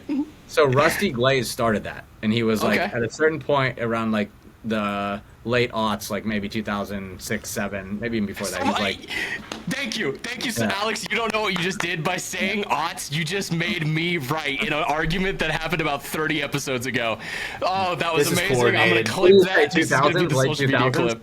Yeah, exactly. Yeah. I referenced something as aught 8, and these guys were like, "What the hell?" I use both. I never heard that before. Yeah. Thank you. So anyway, in the late aughts, Rusty was like, we needed like a way to like, memorialize like how good a player is, and it's by your experience, right? So like if you've been playing for so long, you'd get like a certain amount of patches or a certain patch, and then if you had won a tournament, you get a certain patch, and then if you'd won a series, you get a certain patch, and then like I think that was the top. Like if you won a tournament, a series, and you were a pro for like 5 years, then you'd get a gold patch. So hell yeah, okay. So it's kind of like an emblem system for you guys. Sort of, yeah, like a video game emblem system. Yeah, a little bit. Like showing off as you're progressing through the ranks. Yeah, that's pretty cool. That's awesome. Dude, yeah, no, those are sick. I remember seeing the first time I ever saw it. That was when I first got into the game. That was when X Factor won World Cup in like 2013, right? And so seeing Grayson Goff with that, I was like, what the fuck, pro patch? I wanted that so bad when I was younger because it just looked. Obviously, dude, it's being held by a baby pin, but it just looks so cool. Yeah, it's the status of it, honestly, for me. If I come across mine, I'll send it your way. No way, bro. No, do not deserve that. Not even close. Hatch, please just wear that on your mask on the semi-pro field now. Oh just God, off. Dude. Dude, totally. I'm getting people pissed. I'm gonna go look for it now. That would be insane. Damn it, it's gonna happen. Oh God. Brando, I wanted to give you an opportunity. Did you have anything for Alex? Dude, yeah. So, couple things. What is? Yeah, I want to know. I want to know some shenanigans that went on. Right, you you're a jokester, right? You love fucking with Ryan. Do you have a What gave prank? you that impression? Yeah, right. Do you have a prank that stands out as well? That you're like, dude, this was such a good fucking thing. I pulled over him. Man, yeah, a lot. Okay, so one that I like this one. So this is probably 99. Yeah, it must have been 99. And we're at World Cup, and there's 10-man fields, so there's like all these huge fields, and they're like out in the like pasture. And so it's like not manicured grass, so there's like all these fire ant hills. And we're like walking the field, you go out and there'd be like, 5 or 6 fields, and you had to walk them, and then you'd figure out a plan, and then for each field, right?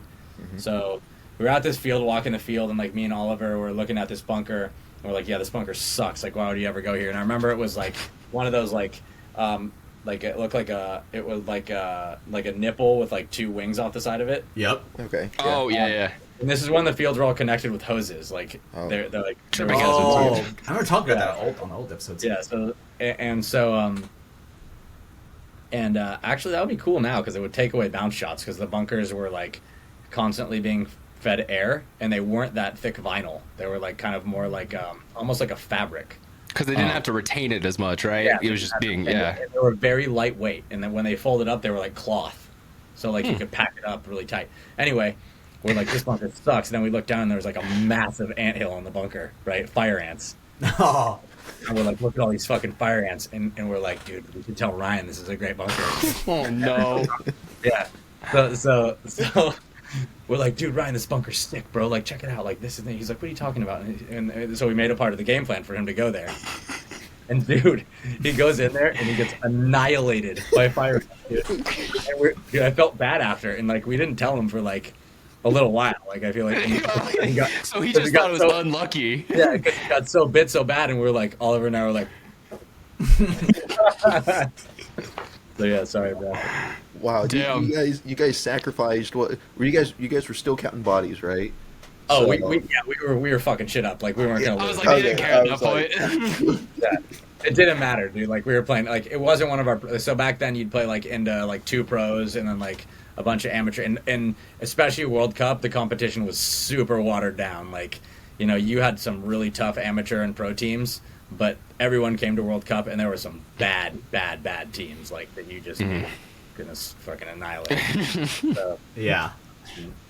yeah, so that was a fun one. I did like that. I mean, we've talked about it in the past, but I did like that format. I think it is cool that it was like, all right, you think you're good at paintball? All right, you're playing Dynasty in your second game. You're amateur B. Have fun. And it's like, shit, we weren't okay. Dynasty. We weren't Dynasty yet, but yeah, like No, but later on, when you're in like the 7-man days, they were still doing that type of format, right? they It was were, mixing the divisions. You were getting a chance to like go play a pro team, or you have a couple, maybe a team lower than you. But I will say this though about that, like when we were amateur and novice, like I loved those 2 games, even though maybe we won like. Yeah, like we beat like Rage and Bad Company, but like, dude, we didn't stand a chance against like the All A's or Aftershock or Iron Man. Like, dude, those guys crushed us. We almost beat Image once, and this is when I was on a team called the Diggers, and it was me, Ocean Angel, and like a bunch of other Sonny Lopez, Opie, Eric Felix, some OG guys, and then these guys that were like super heavy, like it was their team, so they were like these bigger guys who had the money, and they were like, this is our team. Actually, I can't remember what happened. I think the guy, he either choked on a Lego or like had a tumor in his Jack in the Box sandwich. I don't know. There was some like big lawsuit, and he got a bunch of money and was like, "I'm sorry." What the fuck? Yeah. Anyway. Tumor. Oh god, dude. I can't remember, or like I don't know, like you like got salmonella. I don't know. This is all allegedly. I something kind of remember. dumb, to be honest. But Honestly, I'm nice. I should have sued McDonald's. When I got my pink chicken, I should have sued. You got what? Yes, you should they have. tried Dude, to poison our Bro, boy.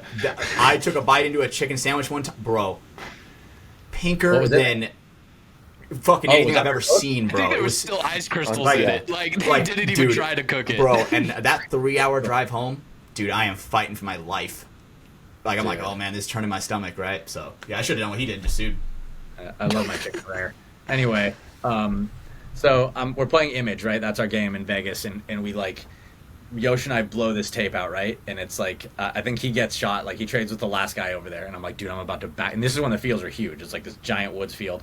So you blow out a side, and then you can, like, go literally shoot all the other guys in the back. Flank. Right? Yeah, flank them. So I'm about to go, like, I'm like, dude, I see the flag, right? I'm like, dude, there's the flag. I'm about to fucking backdoor image. This is going to be dope as fuck, right? So I roll up, right? And then all of a sudden, Opie Thomas, who's, you know, he now works for GI, pops up, and he's like, boom, boom, boom, and smokes the shit out of me. And I remember he's short, and he had this big, long JT jersey, like, because they cut it and then drape it over so the paintballs would bounce off. Oh, yeah. And this giant, I think he probably had an 18-inch barrel, and he smoked the shit out of me. I'm like, fuck! I was so mad. That comes over, pulls my armband, and he goes to me, and he goes, patience is a virtue. That's why you're walking and I'm talking. Oh my god, bro. And then he runs past me, full speed, backdoors my entire team. And, No. Yeah. Oh my god. That's a good one-liner. He got you with that one. Damn. That is nasty, bro. That's like some COD shit right there, bro. Oh my god. It's And I was DEFCON. Yeah. And that's why I was like, dude, these pros are way better than us. Like, even though I just shot a couple guys, you know, I was like, they're just another level. Yeah, definitely. I mean, sometimes I feel Imagine- that same way when we play Impact sometimes, or like when you guys come out and play us, so I definitely feel that. Dude, another story was like when we were in this was 99 also, in Boston there was a tournament, and I was watching Out of Control, which was Oliver's team and Ryan's team, play against the All-Americans, and Daryl Trent was on the All-Americans at the time. I love Daryl Trent.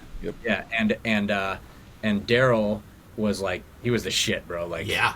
dude, like, I mean, like, he was like scared. Like, I wasn't friends with him because he was just too scary. And like, he was just The Intimidator. Shocker Turbo. He was just like, yeah, you didn't want to fuck with him. So Out of Control was good though, and they were beating the All-Americans. And I remember, I think it was this guy called Tom Palachek runs down the middle and bunkers Daryl, and then Daryl's goggles, like, Daryl spins around and his goggles fly off his face. Oh shit. Right? No goggles, just out there looking like this, right? And there's like, the guy had just run past them, right? And Daryl just goes and looks through his fingers. I have nightmares about that. And starts shocker turboing, dude. Trying to shoot Tom, and I'm like, He hit the holy safety shit! Like, squid. He's I was good. like, that's what it takes to be pro, dude. Like, you gotta. Dude. When your mask comes off, you gotta keep playing. Alex, no joke, I have nightmares about that. I'm like, oh yeah, we're playing Dynasty in the finals. You know, I'm crawling down the snake. Oh shit, there's Blake. There's Yosh. And then I look for Ryan. I'm like, oh shit, I got no mask on. Till I start hitting the blind fire. Dude, I literally have nightmares about that. I have said that on this podcast before, Alex. No joke. So My dude, I have the paintball nightmares too, but mine isn't that. It was my gun just doesn't work. I'm like, you're like, it's the worst, dude. yeah. Oh my Paintball god. nightmares. Paintball nightmares. Daryl Trent, dude. I remember the first time I ever met that guy, because he worked for, I'm pretty sure he worked for DLX for a long time. I think he still does. Yeah, I think he still does. Yeah. And but when I played on my old team, we were sponsored by DLX, and he was the guy that, you know, was really, you know, obviously, you know, he was a salesman, so he's getting us on the sponsorship program, but he always took care of us. He was always that guy in paintball where it's like, when we went to DLX, he always took care of us. And I remember seeing the OG Iron Man tattoo on his leg, ankle. and he was he would always tell me the lore about it, but I was too young. He hates that now. He hates it. Really? Yeah, he has something like that. Dude, because he would tell me the lore about it, and now it's like actually kind of rejuvenating because I know the lore about the Iron Man with Brando. What is the lore of this one? I don't know. I'm too young, dude. What emblem? It's the shield. Yeah. The shield? Okay, yeah. Yeah. Oh, yeah. It's in okay. like full color. It's like a red and seal. Like, Yeah, I'm pretty sure it's on his Yeah. calf or something like that. It's not the skull, Brando. No, it ain't the patch. Nope. It's the cool logo. Hell yeah. Shoot, kill, win, right? Isn't that? No. SKW. Well, stock kill win too, but whatever. Stock kill win? Okay, same thing. I guess, Alex, so quick question about that, because we talk about Michael Baird sometimes. It's fun to bring up the story of Machine Gun Mike, but how good was that Iron Man team? Like, I obviously never saw any of those guys play or anything, but like, you know, the stories you hear where they were blowing out 10 and it was this crazy just gapping difference. Was it Before my like that? time, Or? dude. Before Yeah. my time. Yeah. Never and thought I would hear Alex Fraige say that, dude. I wasn't there for that. You know, like when I started like getting like aware of pro paintball like in that way, like the Iron Man was like Shane, Brahim. Yeah, okay. Not even Rich Telford yet. Like Okay. Marty Bush was one of the cornerstones. Like this, I never saw Dave Youngblood play. Like that was like before me. So Yeah. Okay. I think those were the years where they were like super dominant. Yeah, no, I guess that is good to know. I never really knew your guys' entry point. Yeah. Like I always knew it was somewhere in the 90s, but I guess I never. Yeah, it was more Yeah, so middle. I remember like when Eric and Billy I remember Billy playing. He had just gotten picked up for the Ironman when I played my first Billy Wing, my very first tournament called the Mare Island Cup in like it must have been 96 or 97. So Okay. So, and I remember Eric Roberts, who was one of the Iron Kids guys, getting picked up from Mare Island by the Ironman. It was such a big deal. It was like crazy. And then like, so like I guess the Ironman as I first knew them was like Billy, Eric, Maddie, Davey, Shane, Brahim, Marty, good, but I would say they were like a top 5 team. They weren't like dominant. Like still had Gotcha, All okay. Americans. You had Aftershock. You had who else was really good? Image then, Lockout. Yeah, so like I mean, there's probably a few more. But they had potential to win a tournament. Oh, for sure. Yeah, Gotcha. they're always. Oh, Avalanche. Avalanche was the shit. Like Avalanche. Yep. Yeah. Avalanche, I'd say, and All Americans were like the 2 best teams when I started like figuring out about pro. Okay, interesting. Avalanche, I feel like they really kind of almost get forgotten in That was time rad, a right? little bit with paintball history because they really were like they were the rock stars. They were the kind of guys on top of paintball for a lot of that middle 90s section going into the 2000s, and then unfortunately it did seem like things just went to other teams, or teams started winning and stuff went different ways. I mean, again, I was maybe 4, so I don't have the full So they were the picture for first rockstar team. Like they were the first team that got assembled from like guys that were really good from a bunch of different places. Otherwise, like look, Aftershock, those are all guys from Chicago area, Chicagoland, right? Iron Man were all California guys. Yep. Yeah. Like that's just the way it worked. Like you represented your hood. A lot more regional. Yeah. Yeah, like imagine if regular sports were like that. Like to be on the Warriors, you had to be from like the Bay Area. Like, It would be cool. Like, that would be cool. Because Way more homegrown they have talent. Aaron See? Judge right now, so So I would love that. there's actually this game. I was in Florence a few years ago for Yes, I know where you're going. It's so cool. So I'm there. My sister went on her honeymoon, and then me and my wife were like, "We're coming too." So we're like, Hell yeah! And so we went to Florence, and I was like walking down the street, and they had this like giant like stadium set up in the middle of like the town square. And I'm like, what's going on here? And I was like, this German guy's like, oh, it's this thing. It's like rugby, this and that. And I'm like, well, can you get a ticket? Because it's like all. And I just got a ticket from some guy and went in. And bro, so the way this You've works, been to this? I'm There's so four- jealous. there's 4 teams, right? Okay. And to be on a team, you have to be from that area of Florence. So there's like certain like they divide the city up into quadrants, and to like play on the purple team, you have to be like from. I think like, it's the Southwest. reds, the greens, the whites, and the blues. I think Yeah. are the 4. Like, yeah. So, whatever. So anyway, so you have to be, and these are like tough guys. They're like bouncers and like fucking bodybuilders and shit. And just Fighters, guys. yeah. But they're not pro athletes. They're just guys from the city. Because From the local block. Yeah, you can't hire a hired gun. Like you have to prove that you're Gotta like be Jenny from the block. basically. So these guys go out there and they basically you have this giant leather like beach ball. First of all, when they start the game, it's like full regalia. Like they have all the guys come out in like the full garb and like do this flag throwing, and people are like fucking chucking smoke grenades, and it's like crazy. Oh yeah. And They got the 1700s clothes on and yeah, everything. the drums It's, yeah. and the horns and everything. And so they go out there, these big teams. I feel like it's like 20 on 20 or something. And it's like this giant sand pit, and there's one ball. It's like a giant leather beach ball. So if you're holding the ball, you're basically defenseless. You have to like you're carrying this ball like this. So the rule, the what you're trying to do is get the ball to the other side and like dump it over the back wall, and and so it's full standing combat. They just beat the shit out of each other until like one team gets the ball over. Right? It's fucking crazy, dude. I think you can't strike when you're on the ground, so it'll get to a point where like guys eventually kind of get knocked out, and then like they'll be held down, and then it's like and then so once you're pinned down and your team starts to pin the other team, you can like advance and score more. But I probably saw 3 broken arms. Like, Yep. God damn, this sounds awesome. Yeah, It is brutal. If you want to see footage of it, Netflix actually has a documentary. I forget the name of it. There's like a Calico docu-series. Storyco or something like that. Yeah, Calico Storyco. Yeah, I think that's exactly it. But there is a documentary about it on Netflix, like an hour-long piece that tells all the history of it. It's very interesting. I'm sick. jealous that you've seen it with your own eyes. That's cool. And it makes sense because all of the little cities around there have their own game. Like in Siena, they have this bareback horse race where they race around the town square, right? In Montepulciano, they have a race where it used to be a horse race, but it was too dangerous. Now they have like, you have a partner and you like wheel this wine barrel up a hill, right? And the first team to like get the wine barrel up the hill is the winner, right? Okay. So the thing is like all of these cities have these games, but back in the day, all of those cities were all trying to like conquer each other, right? Mm-hmm. So it makes sense that Florence has the most vicious game, was the best and biggest, had the best and biggest people and the most fierce, and that's why they're the biggest city now, is because they basically sacked all those other cities and made them suburbs of Florence. Yeah. And so history's written by the winners, and military dominance does get you a lot of places. Yeah. It's Calico Storyco or Story or something like that. It's very interesting. They still do it? Yes, Yeah, no, dude. to this day, it happens once a year. It's This like a is tournament. We're going. It's a round robin tournament. There's three games. Yeah. So, because I think it's like the two teams play each other in a prelim, and then the two winners play, and whoever wins that is the winner for that year. And you win nothing. It's just pride for your neighborhood. Oh, we just that's all I want. That's basically what I do with paintball.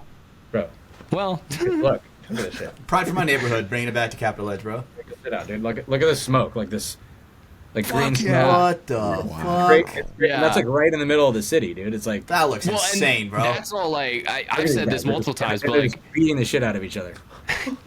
European soccer fan culture is so cool. Like seeing just how crazy they go for their local like tier 3 soccer team is just insane. And you can like completely look. They're carrying a dude off on a stretcher over there. Yeah, like you can like Running completely medic. blindside people. Like, yeah, like look in the background there. They're carrying a dude off. Dude. And those yellow guys are like, get him out of here, get him out of here. Bro. Ref. I'm Italian, dude. That's my heritage right there. I gotta figure out where I'm from. Which faction I get. I thought you were Mexican. I wish. Mexican. I We wish I was talked about this. Mexican. Yeah. Not with Yeah. that mustache. Oh. Yeah. Yeah, you can be whatever you want with that, dude. Valid. That's But- true. No one really knows what Hatch is. He's just he's an enigma. Someone Yeah, called about to say 50% Italian, 100% Enigma. There you go, buddy. All right. Well, Brandon, Hatch, want to give you guys. We got a couple more minutes here. If you guys had anything for Alex, Absolutely. All right, kind of so- got through it. Real quick. All right, Alex. So, tournament's been thrown around paintball for many, many years. Dynasty Magic. What is it when it comes to for you and the Four Horsemen to pick up new players to establish that line? What is someone like the magic that you see on somebody? We're like, okay, like Joe Barrett, he has the magic. Dude, that's like, and Kyle Berry was so funny at the tournament. He's like, I was like, all right, what are we getting? I was like talking about like a game plan or something. He's like, it's Dynasty Magic, baby, and I'm like, dude, that's not how Dynasty Magic works. I don't even like it. You don't say Dynasty Magic. It just is. Like You don't just, believe it. Yeah, no, Or, you don't. yeah, you You do don't. believe Yeah. it. You don't talk about it. It Yeah, happens. Let's talk about it. But yeah, so here's one of the things. Like, so there's a few prerequisites, right? You have to want to be on the team, and everyone else on the team has to be willing to share a room with you. Because if it's a guy you don't want to be around, Don't you're want that guy on your team. right. So like I had questions about Harrison. Like I was like, I don't know about this guy. Like, and I got to know him a little bit, and I was like, all right, he's all right, and now I love him. Yeah. Awesome. So like, yeah, like that's one of the prerequisites. And then also like, dude, Joe, like he called us up and he's like, bro, I want to play with you guys. Like, here's my situation. He was totally honest. He's like, dude, they just let me go from Infamous. We're like, why? He's like, yeah, I was like, not getting along with everybody, and here's why. Like, it was like because, he felt that, the team should be holding itself to a higher standard, and they were like, going out on Friday night to have beers and, hang out, right? And so like, and then it got divisive between them, and like they kind of cast Joe out because of that. At least that's my sort of limited understanding. So we're like, yeah, you basically got cut because you wanted the team to do better. Like, okay. Yeah, it was kind of That's a thing where definitely, when you start getting to that level of passion, when you're around other individuals who aren't that passionate, it's like you're speaking a different language, Yeah. right? And so obviously Joe seems to have had that struggle to where now he's with you guys. Sure. Yeah. And so anyway, like he was just, and he came in and he wasn't intimidated. He like, and that's the thing. Like there's also a thing we call dynastyitis. There's guys we've had on the team and they're like, fuck it, I'm on dynasty, baby. Like Time it's to all chill. gonna happen right now. Time to chill. And that's the opposite of how it should be. The work right? just Like, started. bro. That's how you got it. You have to like, if Ryan doesn't do it and fucking and Blake doesn't do it and I don't do it, then it's on you to do it. You know, like that's the way it works. Like, you know, you're here for a reason and you got to put up. So like being like guys that get like starstruck and complacent don't work out. And like I feel like Kyle or Joe aren't that guy. Like they're hungry and they see that their opinion is they've done their time and their opinion is valuable and they throw their hat in the ring, right? When it comes to like talking about game plans or what they feel or what they think, you know, it's hard not to get pushed around by me and Ryan, but like, you know, when you come in and you're also like that type of personality, you know, it's awesome. So like, I mean, you know, and we have each other's back on the team, and that's like, I mean, if you're gonna say what is Dynasty Magic, I feel like it's the time we put in and our belief in ourselves and our belief in our team and the amount we care. I mean, that's what it is. I think Dynasty till you DIE, baby. Hell yeah. great quote, Hatch. Hell yeah. I mean, you know what? Even though he's not on the team anymore, he is still Dynasty. Yeah, he is. I'm like, dude, He you know, knows. that's my dog, dude. I mean, and he's come back to the team like 3 times. I don't know. Like, it's all good. Like, and I love yeah. that. I'm like, listen, Chris Shear, bro, like, here's what's going to happen. You're going to get paid right now, right? It's going to be good. You're going to go, but it's not going to go so well. And then you come back to the team, and we'll get your stock back up. And then you can go get paid again, dude. It's going to be sweet for you. Nice. And I called it. Mike Yeah, Urena, too. I'm like, yo, You Urena, guys getting the boys paid. I was like, Urena, dude, you can come play with us for a couple years, then go play for Impact for a bunch of money. And I was like, fuck, it happened. Shit. I gotta play the snake now. Shit. Yeah. So I mean, one thing on that, speaking on that, you know, third person perspective, being at a couple, you know, dynasty practices and watching you guys in the pits together, your guys' relationship, especially, you know, Alex or you and Ryan and Yosh, it is very brotherly. It is, you guys can be open and you guys can have very loud disagreements about how a point should be played because you both know there's respect there that goes both ways. And, you know, if you are a new player coming into that environment, it could be potentially intimidating, or it could be seen as like, why is there's all this tension going on? But, you know, really, it's like, dude, I fight with my brother all the time. I also love him. Like, it's just, that is what it is. I don't know what it is with dudes, but we do that. But, you know, it is a different perspective for your guys' team just because of some of the timelines and how long some of you have been together. Yeah, you're not offended by your brother, right? Like, No, you get yeah. into it, and but at the end of it, like, if he calls you a piece of shit, he's not actually offending you. Like, Yeah. you know, he's just your brother, so you're basically, you have immunity from being offended. But like, if like a guy in Starbucks like was like, you piece of shit, you'd be like, oh, fuck. What? It's Yeah. different. Yeah. I mean, I wouldn't. I'd be like, yeah, okay, you got me. But, Definitely. Validated. How'd you know? All right. How'd you know? You know me? Did Ryan send you? yeah, Ryan said, what the fuck, Ash? you guys are funny.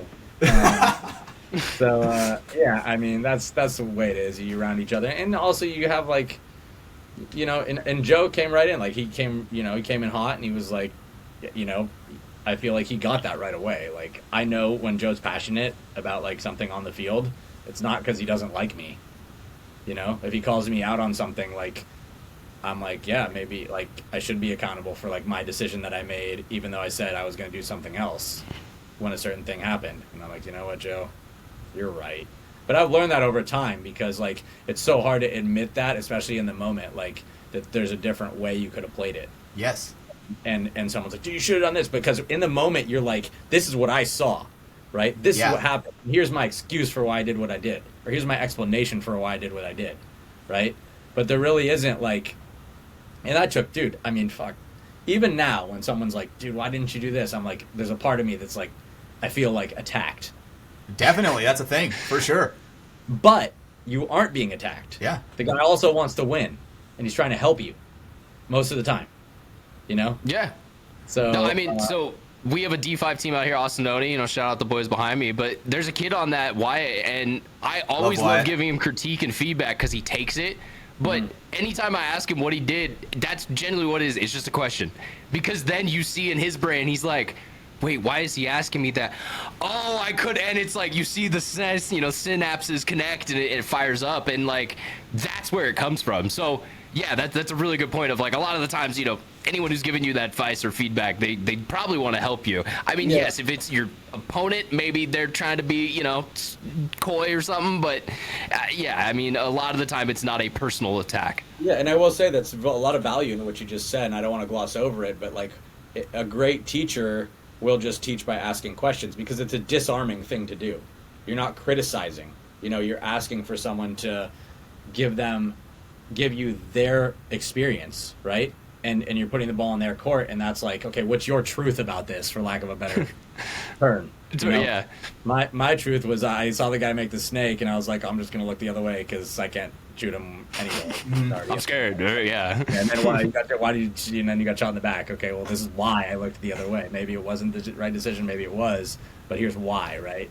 And it's very disarming. Like in any world, you can ask a question like, like, hey, Marcelo, bro, like, what do you want to see happen here? Why did you do it that way? I mean, you're not criticizing him. You're being curious. And just asking a question to where he can answer. He's not going to feel attacked. The way we're wording it shouldn't feel attacked. Well, the way we're wording it, it's very coming from a place of peace and genuineness. Is that the right word? I mean, curiosity is the best thing. Like, I mean, that's what with through parenting too, I've learned that's like the best way. Like with the child is like patience and curiosity. Like getting curious, like with their feelings, is important, right? Not just reacting. So yeah, like. So would you say good fatherly advice is telling your son that they've ruined their paintball career their whole entire life? Is that good or bad advice? What do you mean? But you say I love you though afterwards. Yeah, multiple times. Oh, like because I had a son, then it ruined my paintball career? Yeah. Maybe. Maybe a son, daughter, whatever. Who's saying? Well, the key to that is what you do is you resent them for a long time, and you still tell them you love them, and then when they get old enough to play, you drive them really hard to be good. I mean, really hard. You force them. You force them into it. I like that. You live vicariously through them so that they become great, but also miserable. And burnt out and don't love the sport as any way this shape that you do. That's how you handle it. If you nice. Shout out Michael Baird. Hell yeah. I can't experience that, dude. I wish. No. Wait. Oh, I missed Hash's joke there. Goddamn. No, my dad died way too early for that, dude. So we're good, dude. We know. Yeah. Okay. Thanks, Hatch. Before Thanks, the paintball buddy. career. Now it's sad. Now it's sad. It's All okay. right. He'd be proud of you, dude. He'd be super proud of you. I appreciate that, Alex. I looked across and I was like, dude, there's Hatch. And when we were looking at each other across the net, and I was like, dude, proud of Hatch. I appreciate that, bro. I appreciate that because I remember, Alex. There were a lot of times where Impact, Dynasty, and DMG would have like that trifecta scrimmage, right? And dude, you and I had a lot of personal conversations where, dude, if I'm being honest, bro, you fucking helped me a lot. Just the way you were talking to me, and just that presence of like guidance. Where even though it was just a few words, it was enough to unscramble my brain from that chaotic. I did hear that, dude. I didn't mean it, but yeah. Perfect. It worked. All on accident. Perfect. Perfect. No, and I do pride myself on that. Like, dude, I know Uprising is like a competitor of ours, but dude, like, I want to see those guys succeed. Like, yeah. Like when I'm practicing, like something happens, I'm like, dude, this is what you need to do to fix that. Like, this is what you should have done. This is what you had it right. Like, just there's little details here, and I know it's gonna come back to bite me in the ass, but fine. I got a little piece of that win, right? Like, I feel that way about a lot of the guys that I've crossed paths with and are on different journeys now, but like when Dalton wins a tournament, I'm like, dude, bro, got a little piece of that. It's my dog. Yeah. There's Awesome. the kid wearing a Raider beanie. Yeah. Somewhere in there. Still does wear the Raider beanie, dude. Yeah, It's for sure. true. This is look. Well, Alex, definitely appreciate it, man. I know we're starting to get towards the end here. Brandon, Hatch, you guys got a final thought, final moment for Yeah. us here? We got a couple more minutes. Yeah, I want to say I really like the way you always have fun, right? Playing, even getting overshot, whatnot, bunker. Like you're always finding the joy of paintball, right? And that's something that I look up to, right? I'm not as serious. I'm more of a quieter guy, especially compared to Hatch. He's our loud hype man. Yeah, baby. But it's it's I'm always looking to have a good time, right? Ready to crack a joke, even in unnecessary situations, right? Yeah, I really enjoy that aspect of your play, of you, Alex. So I just wanted to say that. That means that's powerful stuff. Thank you. Yeah, of course. And now, question, right? Now, what wild conspiracy theories, just one wild conspiracy theory that you believe in, you truly believe in? Man, I used to kind of buy into like all of it, right? Like 2012 and like this like aliens and like I feel like reaching to like I'd watch like the documentaries about like 9/11 isn't real and all this stuff and like the older I got.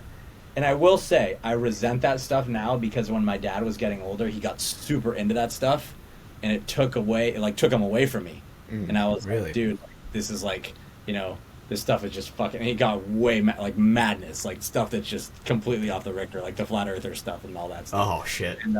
And I'm not saying he got by that particular one, but it was yeah, but that was similar vein. Yeah. Yeah. So anyway. Let's see, one that I actually believe now.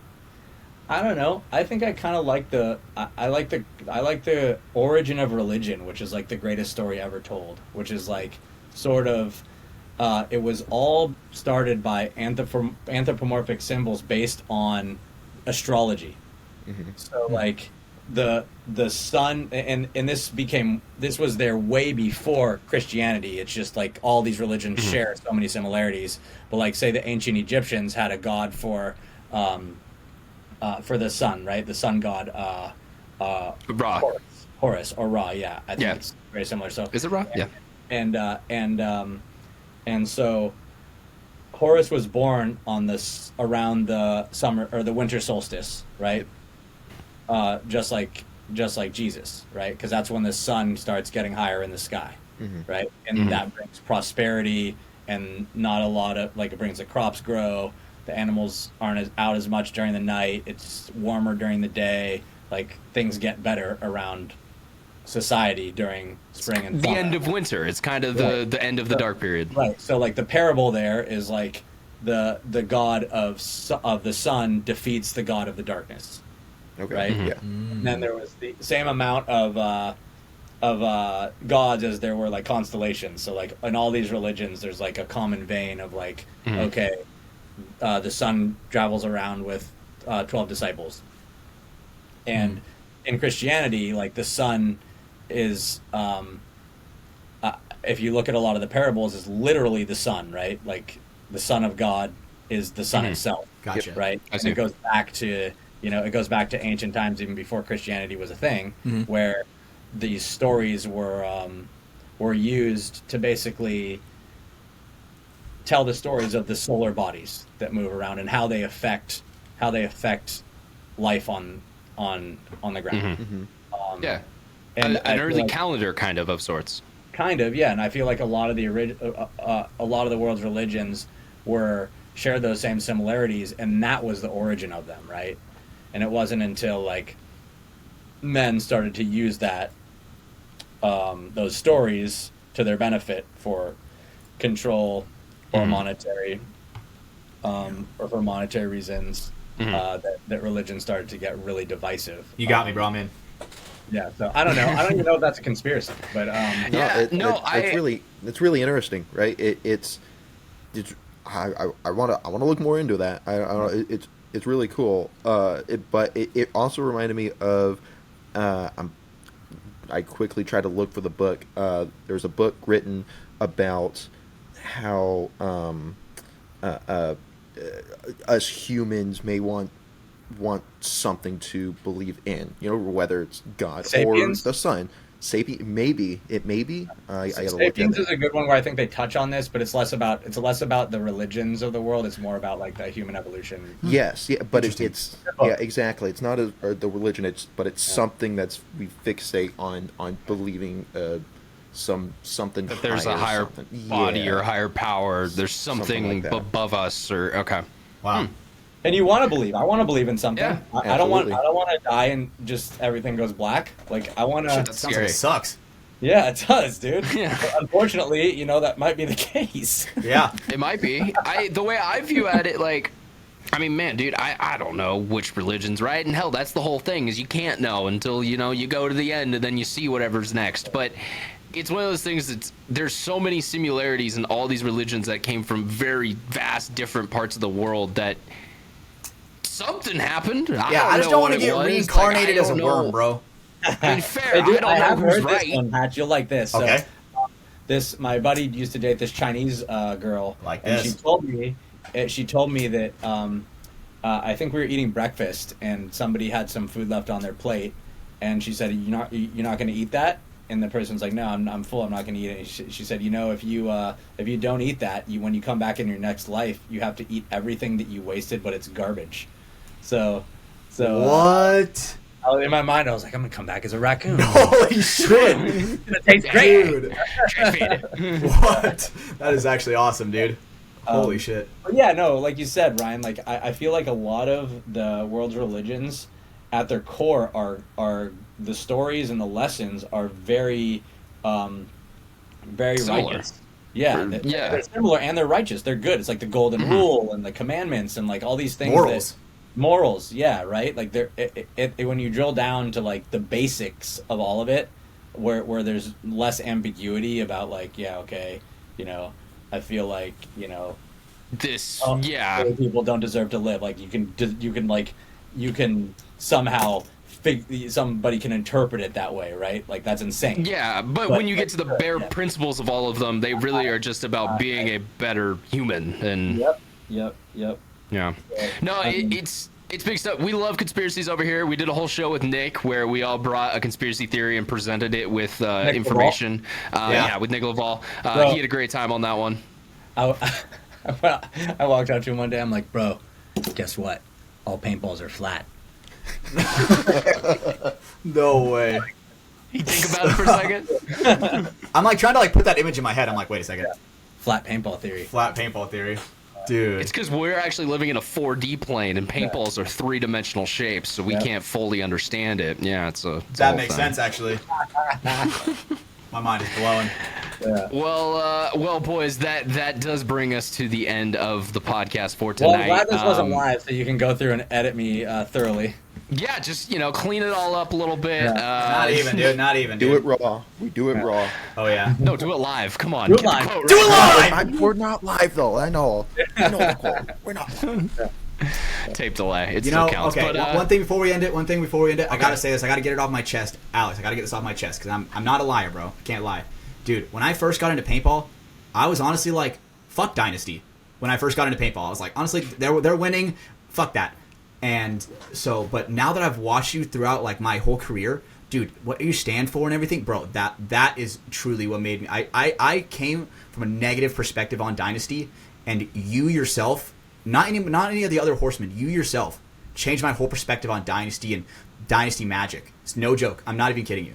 And seriously, like, dude, you definitely, watching you play changed my whole outlook on paintball. Seriously. Well, paintball is our identity, man. That's who we are. It's not just what we do. Yeah. I will say this: every morning when I wake up, the first thing I think of is "fuck Dynasty." So it's beautiful. Yeah. Gotta love it. Yeah, I had to get that off my chest, Alex. I couldn't not say it, because anybody who knows me knows that. So I had to get it off my chest. we love everybody, bro. It's Absolutely, great. and dude, let me tell you, I'm a big Dynasty fan. I was like, oh my god, fuck the dragon, but now I understand. I understand the power of the dragon. Bandwagon. Now, he's jumping on the bandwagon now after all these years. You Well, guys dude, got I don't it. jump on. He's I don't gonna jump buy on a jersey. single bandwagon. First of all, I was like, oh, you know what? PB Fit's gonna He win. starts them. I was like, PB Fit's gonna win, and everybody was like, dude, no fucking way, bro. Yeah, right. Dude, I'm honestly like, Yeah, they beat us, but dude, I couldn't be happier for those guys, man. I really I'm not couldn't. gonna lie, and Alex. that- You guys, and that is like the way I wanted it to happen, dude.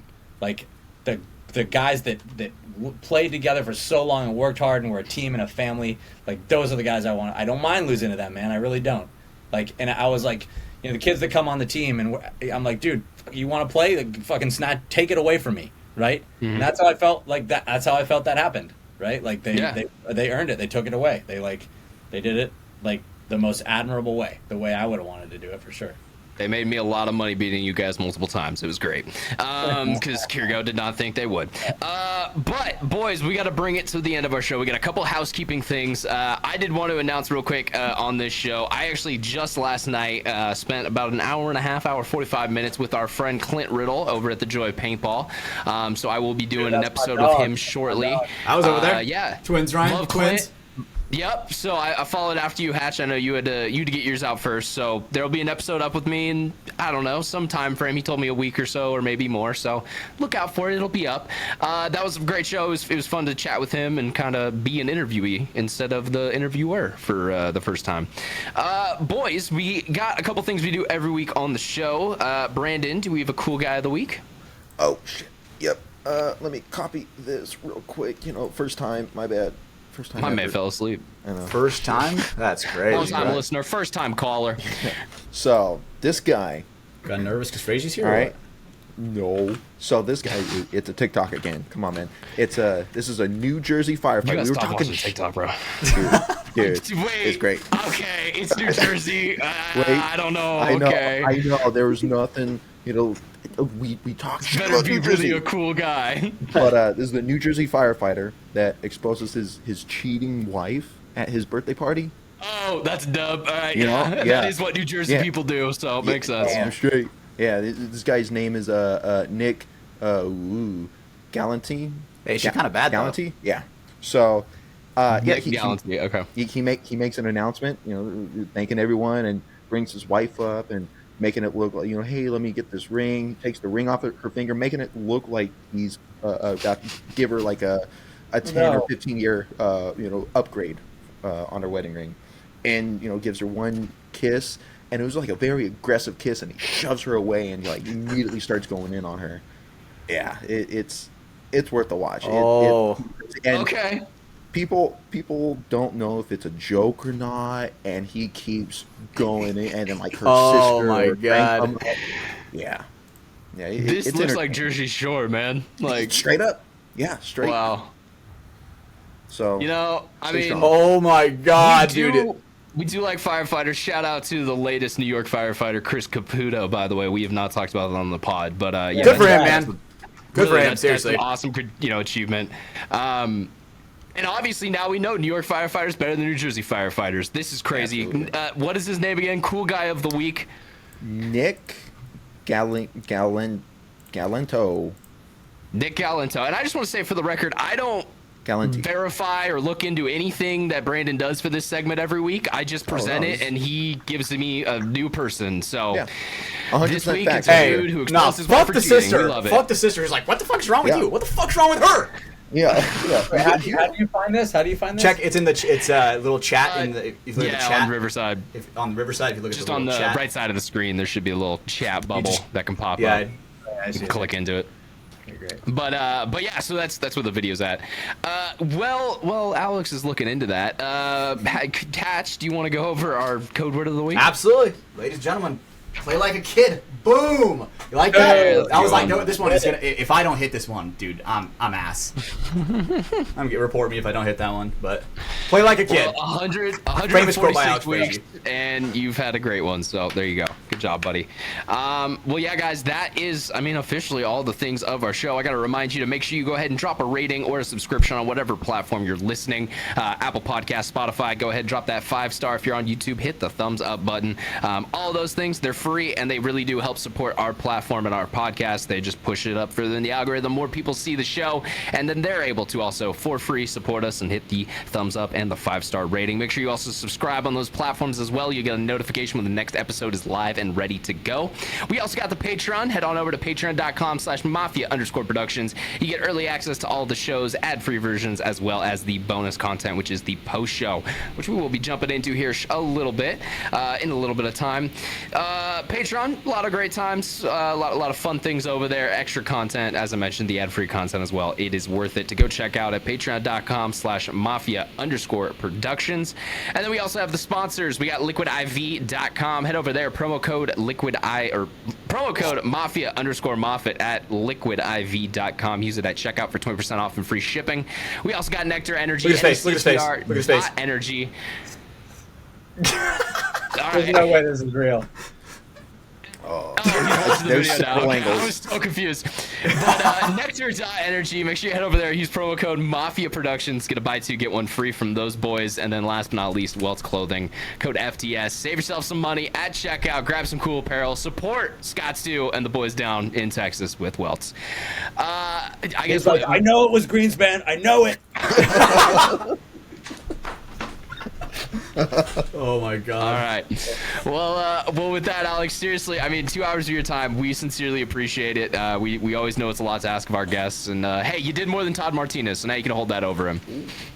Hit me up for the sponsorship. We definitely will. We reach out to that. We would be happy to give away some more hormesis to our fans. That'd be great. Well, guys, without further ado, for Alex Fraige, for Brando, Baird, and for Stephen Hatch, my name is Ryan Mafia Moffitt. This has been From the Sidelines, episode number 146, and we will see you on the next one. Hatch, go ahead, do that thing you do. Bye. See you guys later.